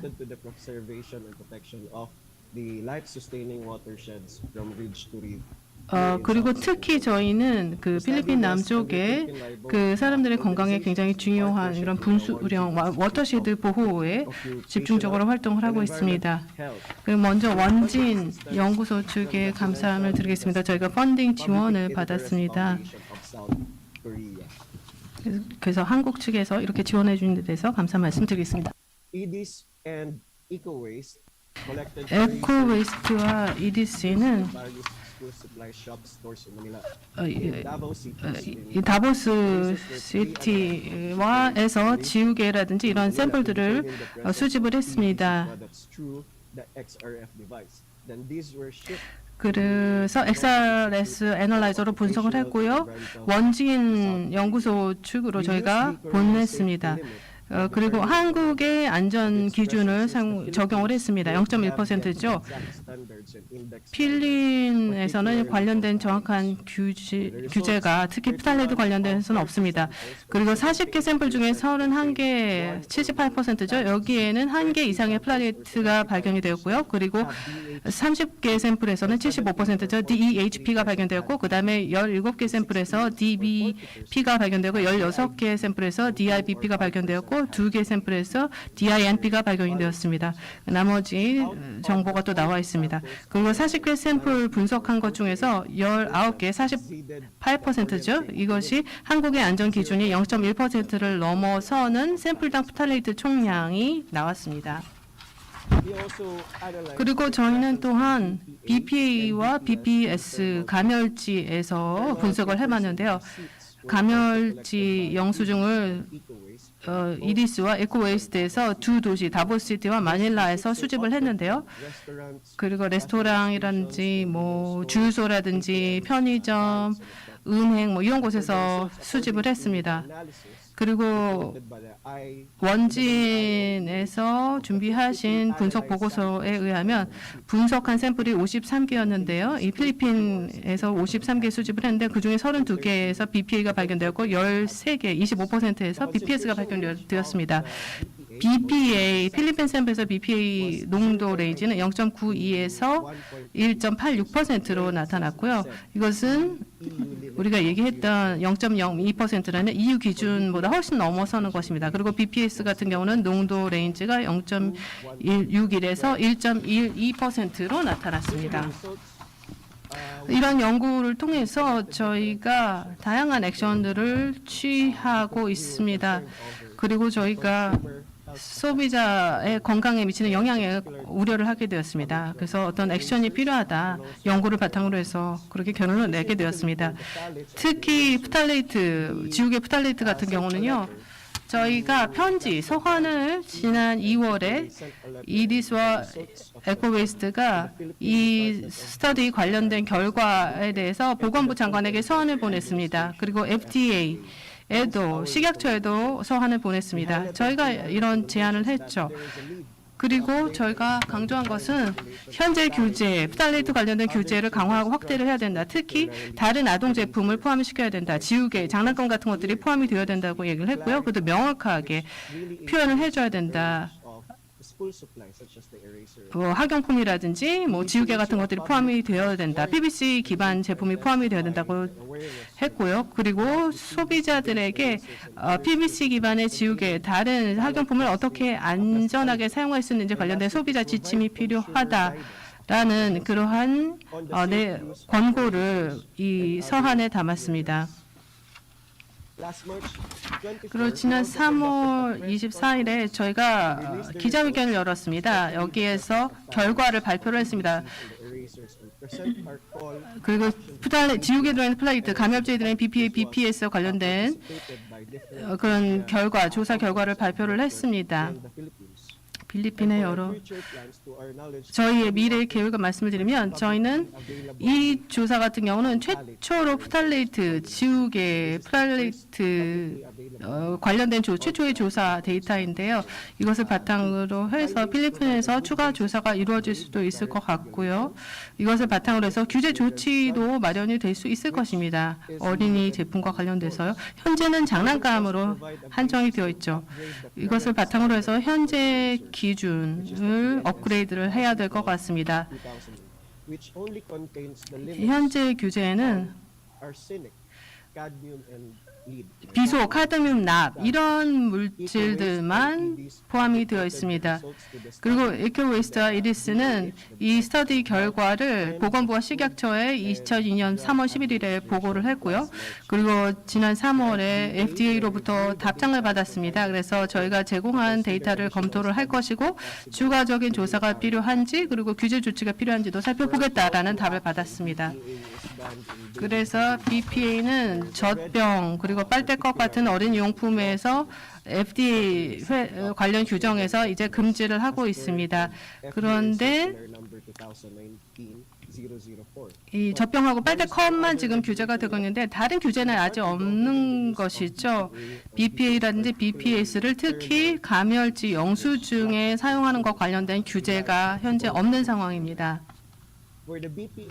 그리고 BPA와 BPS 감열지에서 사용되는 것 관련돼서 저희 두 기관에서 산업부에 이제 서한을 같이 보내서 관련 규제를 개발을 해달라고 요청을 했습니다. 그리고 산업안전보건위원회에도 노동 관련된 자문을 발표를 해달라고 요청을 했습니다. 그리고 저희가 앞으로 그 소매업 협회라든지 이런 산업계 그리고 마켓 리더인 업체들에도 연락을 할 예정입니다. 그리고 지방 정부들이 관련 정책들을 내놓도록 촉구를 할 예정입니다. 그리고 구매를 할 때 더 친환경적인 대안을 고려를 하도록 할 예정입니다. 그리고 비즈니스 협회라든지 아까 말씀드린 소매업 협회라든지 그다음에 BPA, BPS 감열지 영수증을 가장 많이 판매하는 회사들 마켓 리더라든지 BPA가 들어가 있지 않은 다른 물질을 고려하도록 요청을 할 예정입니다. 그리고 저희 파트너인 원진 연구소 측에 그리고 금융산업공예재단 측에 감사 말씀을 드립니다. 그리고 이 성공적으로 조사 마무리된 것에 대해서 축하를 드리고요. 우리가 이 내용을 바탕으로 해서 필리핀에서 어떤 액션을 시급하게 취해야 될 것 같습니다. 감사합니다. Thank you very much for your presentation. And now this is the discussion panel time. We have a discussion and it will be given by the alphabetical order in Korean. The first one is a Korea Institution of Environmental Industry and Technology. Kim Jong-hwan, director, will give us the plasticizer for the children environment and the efforts in the discussion. It was planned, but in the morning I had a call from him that it is difficult to participate in this conference. So, Korean Institution of Environmental Industry and Technology, Environmental Damage Control Office and Prevention Office, the director Lee Gi-cho will be participated in this discussion panel. Hello everyone, I am the director in the Environmental Destruction Prevention Office, and our MC has just introduced that Director Kim Jong-han cannot be on this discussion panel, so thanks for your kind understanding of that. Korean Institution of Environmental Industry and Technology is the sub-organization of the Ministry of Environment in Korea.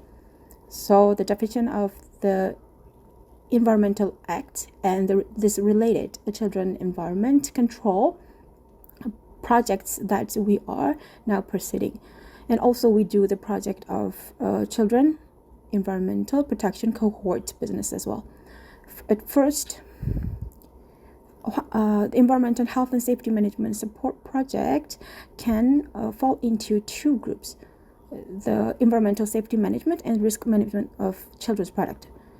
So risk management for children's product, the standards is being established by the local government and the Ministry of Education with the site inspection.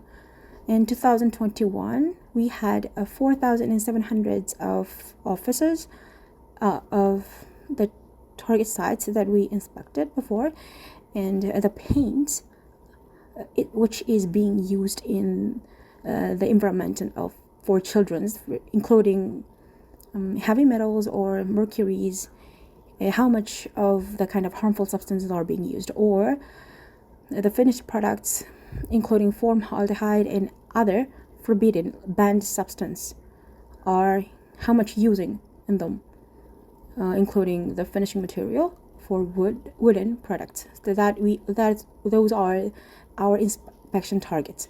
And for the control of the harmful substance for the children environment, we collect the toys or stationery which are being used by children, and we analyzed the 263 types of harmful substances.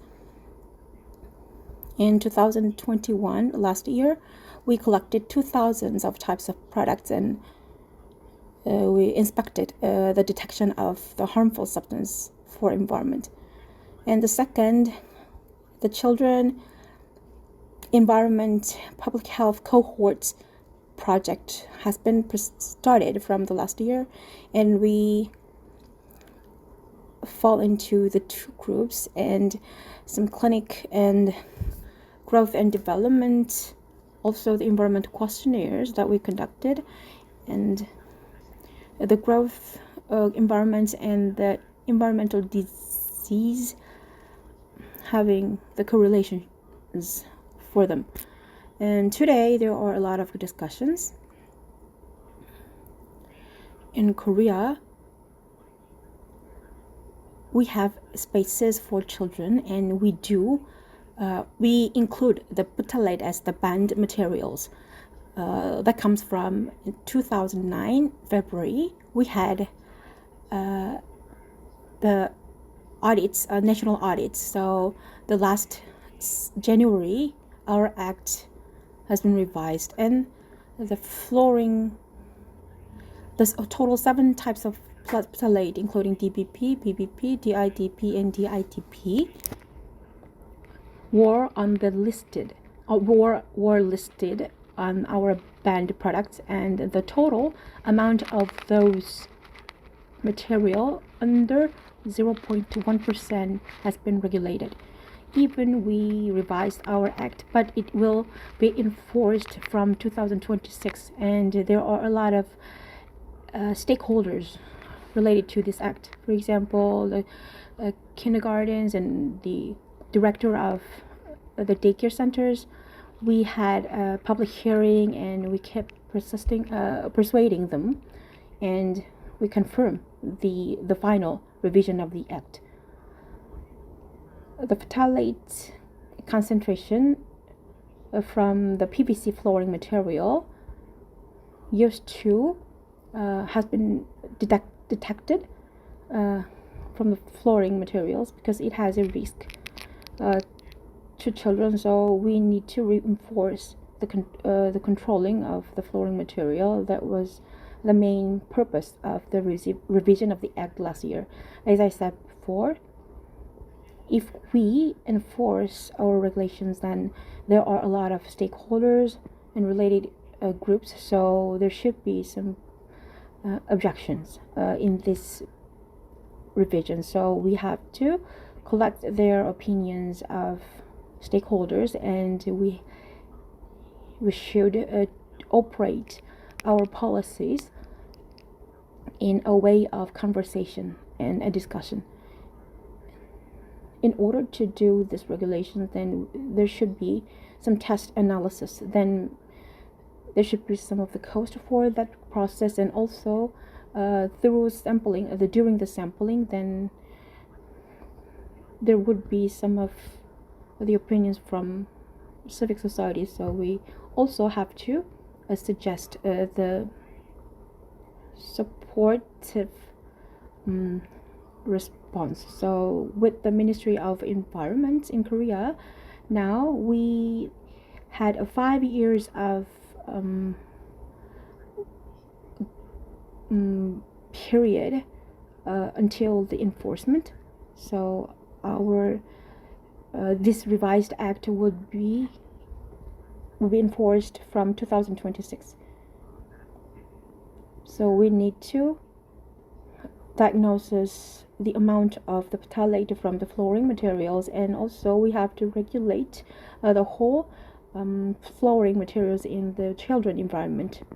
And also we are doing the environmental indicators, including the standard for the certification of the environment and safety control standard.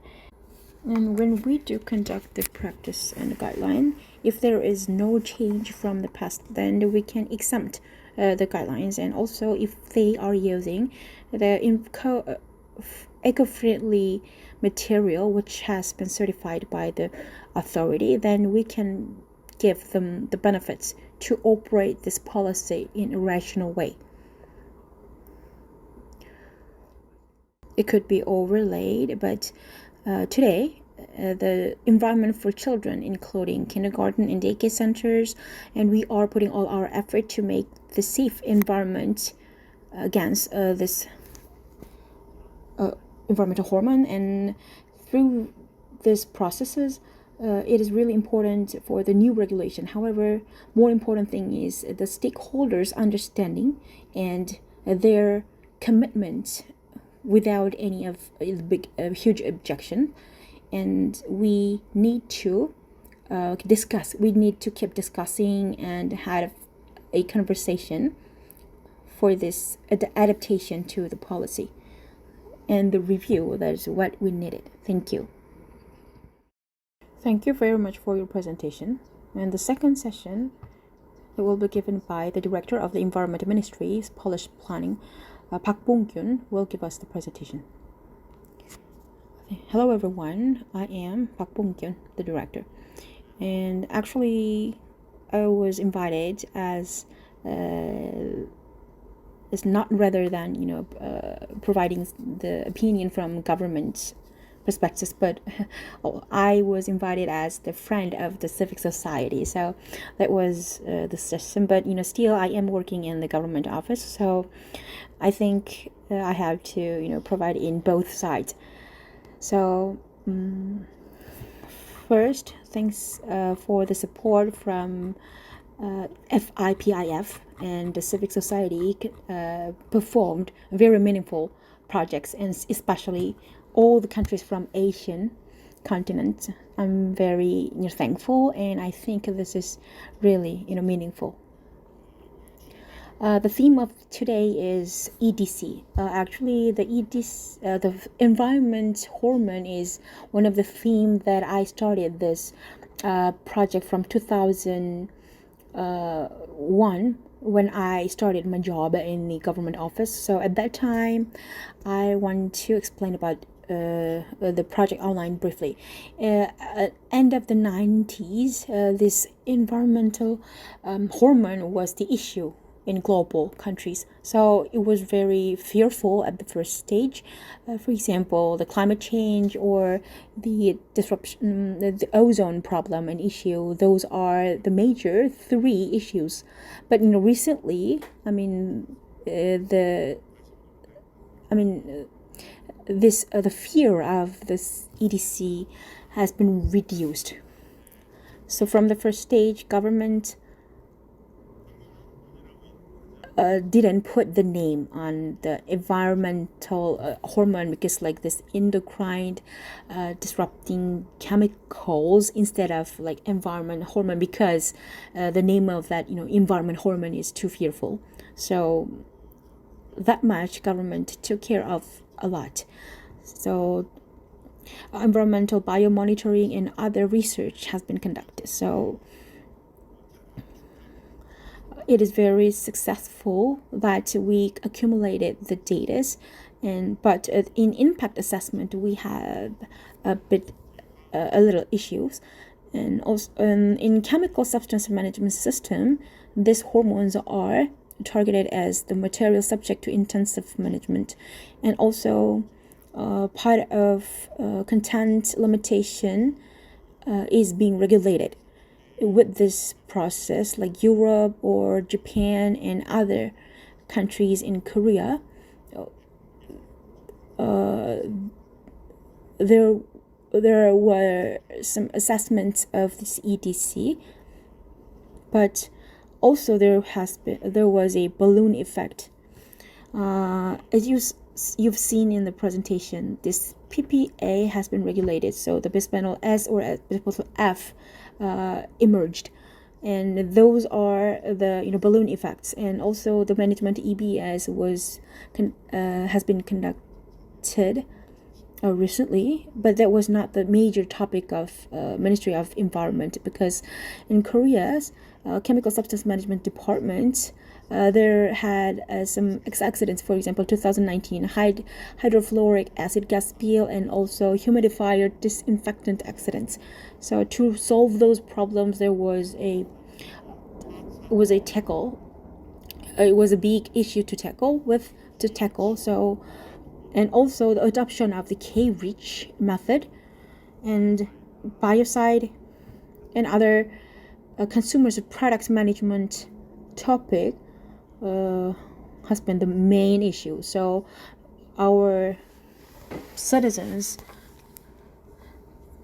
take care of chronic toxic substances, and related policies need to do more in Korea market. But fortunately, last year we had a chemical safety policy forum, and the industrial field and civil society and government, those three sectors put effort on this to solve this problem. So we had two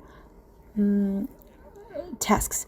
First one is hazardous chemical management substance system. We have to make the categories from the request from the industry, and for the long-term plan, according to the K-REACH, we had data. So how can we manage the risk assessment? So we need to have a roadmap, and also we need to manage the chronic toxic substance for our citizens. That would be major topic from the civic society. So in this area, we need to proceed. But to make the roadmap of the chronic toxic substances, then those topics will be very carefully handled by our ministry. And today's presentations and presenters, it was really impressive for me. So some of them I will give you the examples. For example, the reducing environmental hormones. The government regulations role is really critical. And the second one is the global supply chain structure.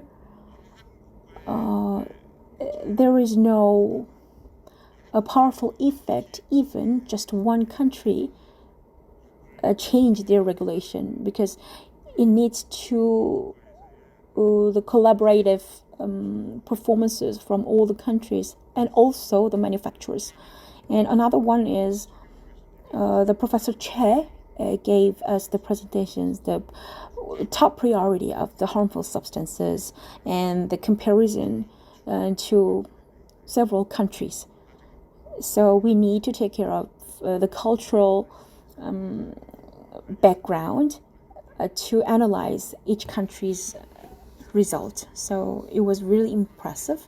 And another one is, as I said before, the BPA and BPS, BPF, it is like transitioning. So it is not the point that just, regulation, but also eventually this chemical substance can be banned, and then we need another alternative substances. So companies should develop and research about and support to develop R&D of the alternative substances. And the flooring remodeling in kindergarten and eco-friendly building materials. How can you reduce those harmful substances? It was a very best example to show those examples, and the government and local government should support those type of projects. Then those projects can be scaled up in the future, I think. As I think that the Ministry of Environment, and also I personally think that this chemical substance management and this EDC control, the most important thing is public and private governance, because there is no reliable result from the survey. So last year we did a survey that the Korean Medical Association and Korea Science Journalists Association for thousands of respondents, that that topic was like almost most of the citizens do not feel that we do not feel reliable of the result from the household good safety, because there is no reliable institutions, and the manufacturing they cannot believe, and also the press coverage, and they're creating some anxiety media, the public opinion. So then what type of institution can be reliable? That we asked them, like over 52% answered that the US and the European institution, and also the consumer civic group of over 50%.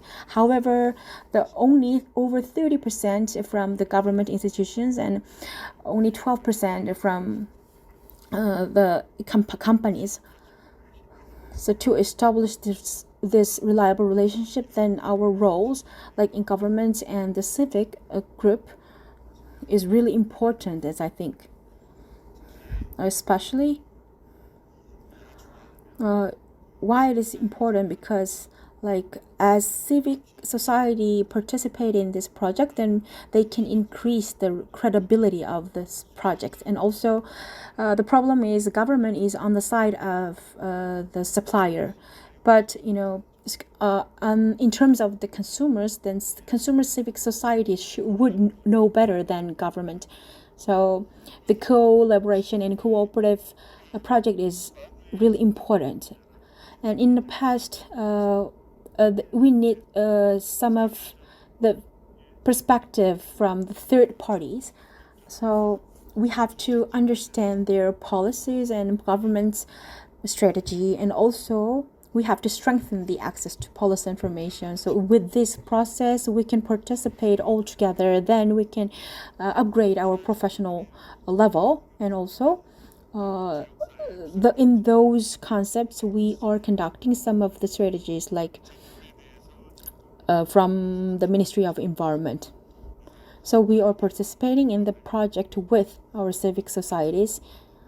And moreover, the chronic toxic substance control, we can put effort on this project with other stakeholders from civic societies and also other government officers. Thank you.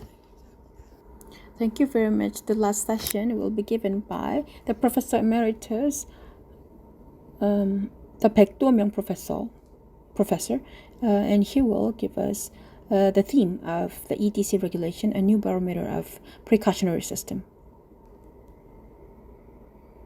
So in Korean or in English? Okay, I will give you the presentation in Korean. So I am the Professor Baek Do-myung, and I am Professor Emeritus in Seoul National University. And in fact, this last session, because this is the last session and from the discussion panel time, so I will briefly introduce and I will briefly explain about the presentation. And today, most of presenters and the experts had opinions, very nice opinions. So because of that, I do not have to include all the themes in this session. I just pick a couple of things to focus on, especially in this project. There are a lot of participants, for example, like project officers. And in terms of those POs, then what should we do for the next step? That would be the questions. And what would be the direction? Those type of thoughts and ideas should be discussed together, as I think. In the last discussion panel, that is the purpose of them.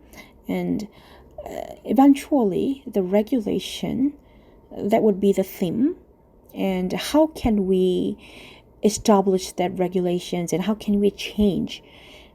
However, in fact, this is not the simple one. Just making regulation is not the answer of that problem.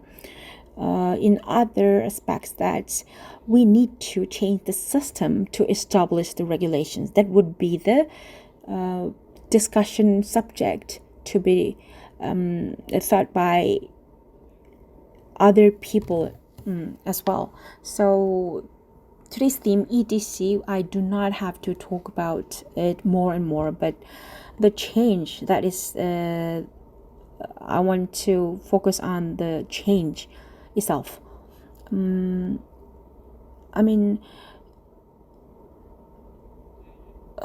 change in economic change is development, and a change of knowledge can be interpreted as learning, but development or learning is not the simple change, because the actual development and actual learning should come with the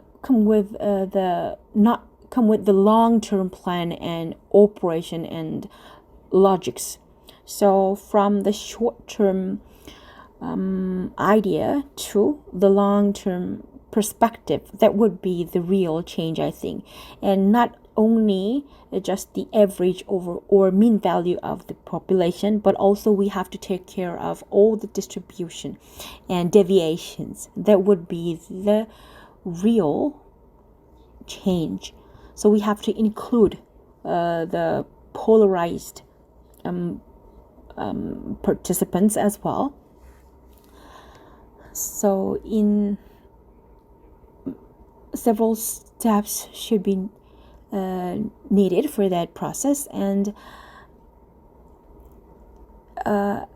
in my experience,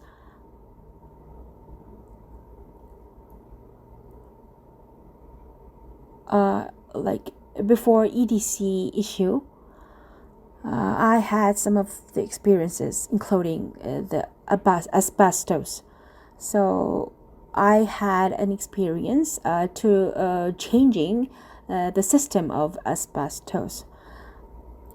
I mean, the material asbestos are very famous material, and we had a lot of data, collected data, and also it was well accumulated data of carcinogen, and in that society, those type of information can be collected directly, and also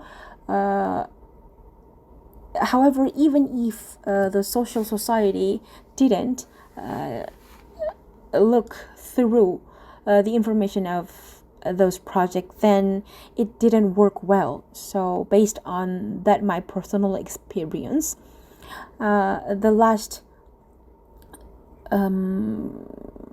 circumstances related to asbestos in Korea, as I saw that changes, then there are many of purposes, but one of them is this asbestos issue will be compensated later or relief, but those are not the best one, because we need to do the preventional we need to conduct the preventional policy. That would be the best. So I realized that from my own experience, and in those concepts, I think this EDC will be very similar to the issue of asbestos before. So our society should face to this problem and issue, and for EDC cases, it is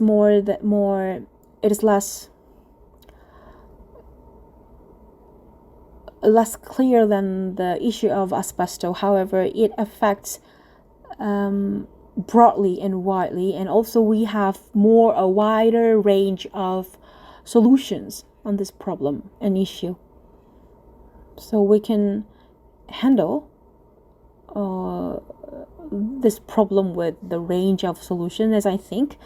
So the last one is our civic society should solve this problem with us together, and what type of the things that we have to take care of. That was my idea. Then the first one is right now the middle class of environment. I mean, the middle class concern would be the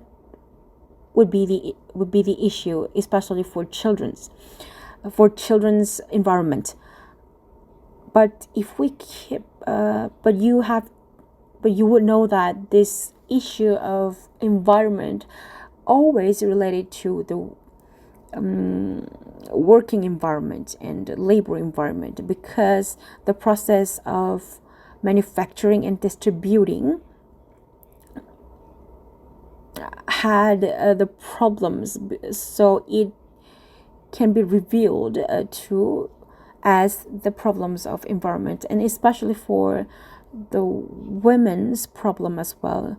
The children bearing age group in women was one of the examples. Like today's theme was like thermal paper, then I can give you the examples like the workers in a supermarket, grocery market, or the teller in a bank. Most of them can be exposed to the thermal paper, so these harmful substances can be absorbed to them easily.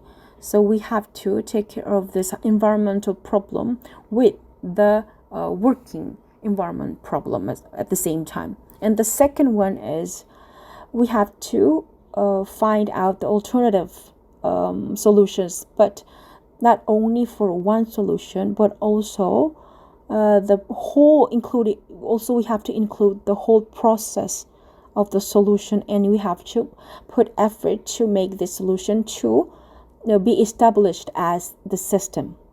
So after seeking this the problem, then we need to make the whole process in the system. That is really important. That was my second review. And the third one is today, one of the presentations, even one of the topic is going to be enforced as the regulations, but still if we find out other things from our point of view, then there should be the relevant cycle to follow this whole process. And the fourth one is many of presenters introduced that we have to take care of the double standards. For example, the substance can be called in a specific country, but that could be called in another name of the substance. So we have to take care of the double standard problem. And on the other hand, each country has different practices and sources, so there should be a lot of differences from the system of other countries. So neighbor countries can be important comparison standard, but also the source of the solution as well. And our neighboring countries should keep communicating each other. That would be really helpful to solve these problems, and that is my suggestion as well.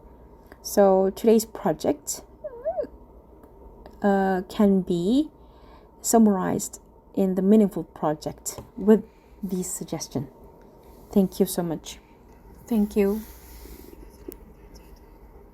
It brings to the end of our today's presentation and forum, and the whole text of the discussion will be disseminated into English version later.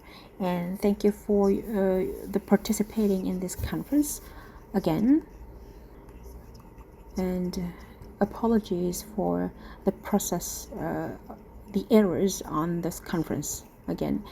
And Asian Labor Environment Improvement Project will not end and will continue in 2022. The issues from small gold mines and mercury contamination and the exposure of toxic pesticides abuse.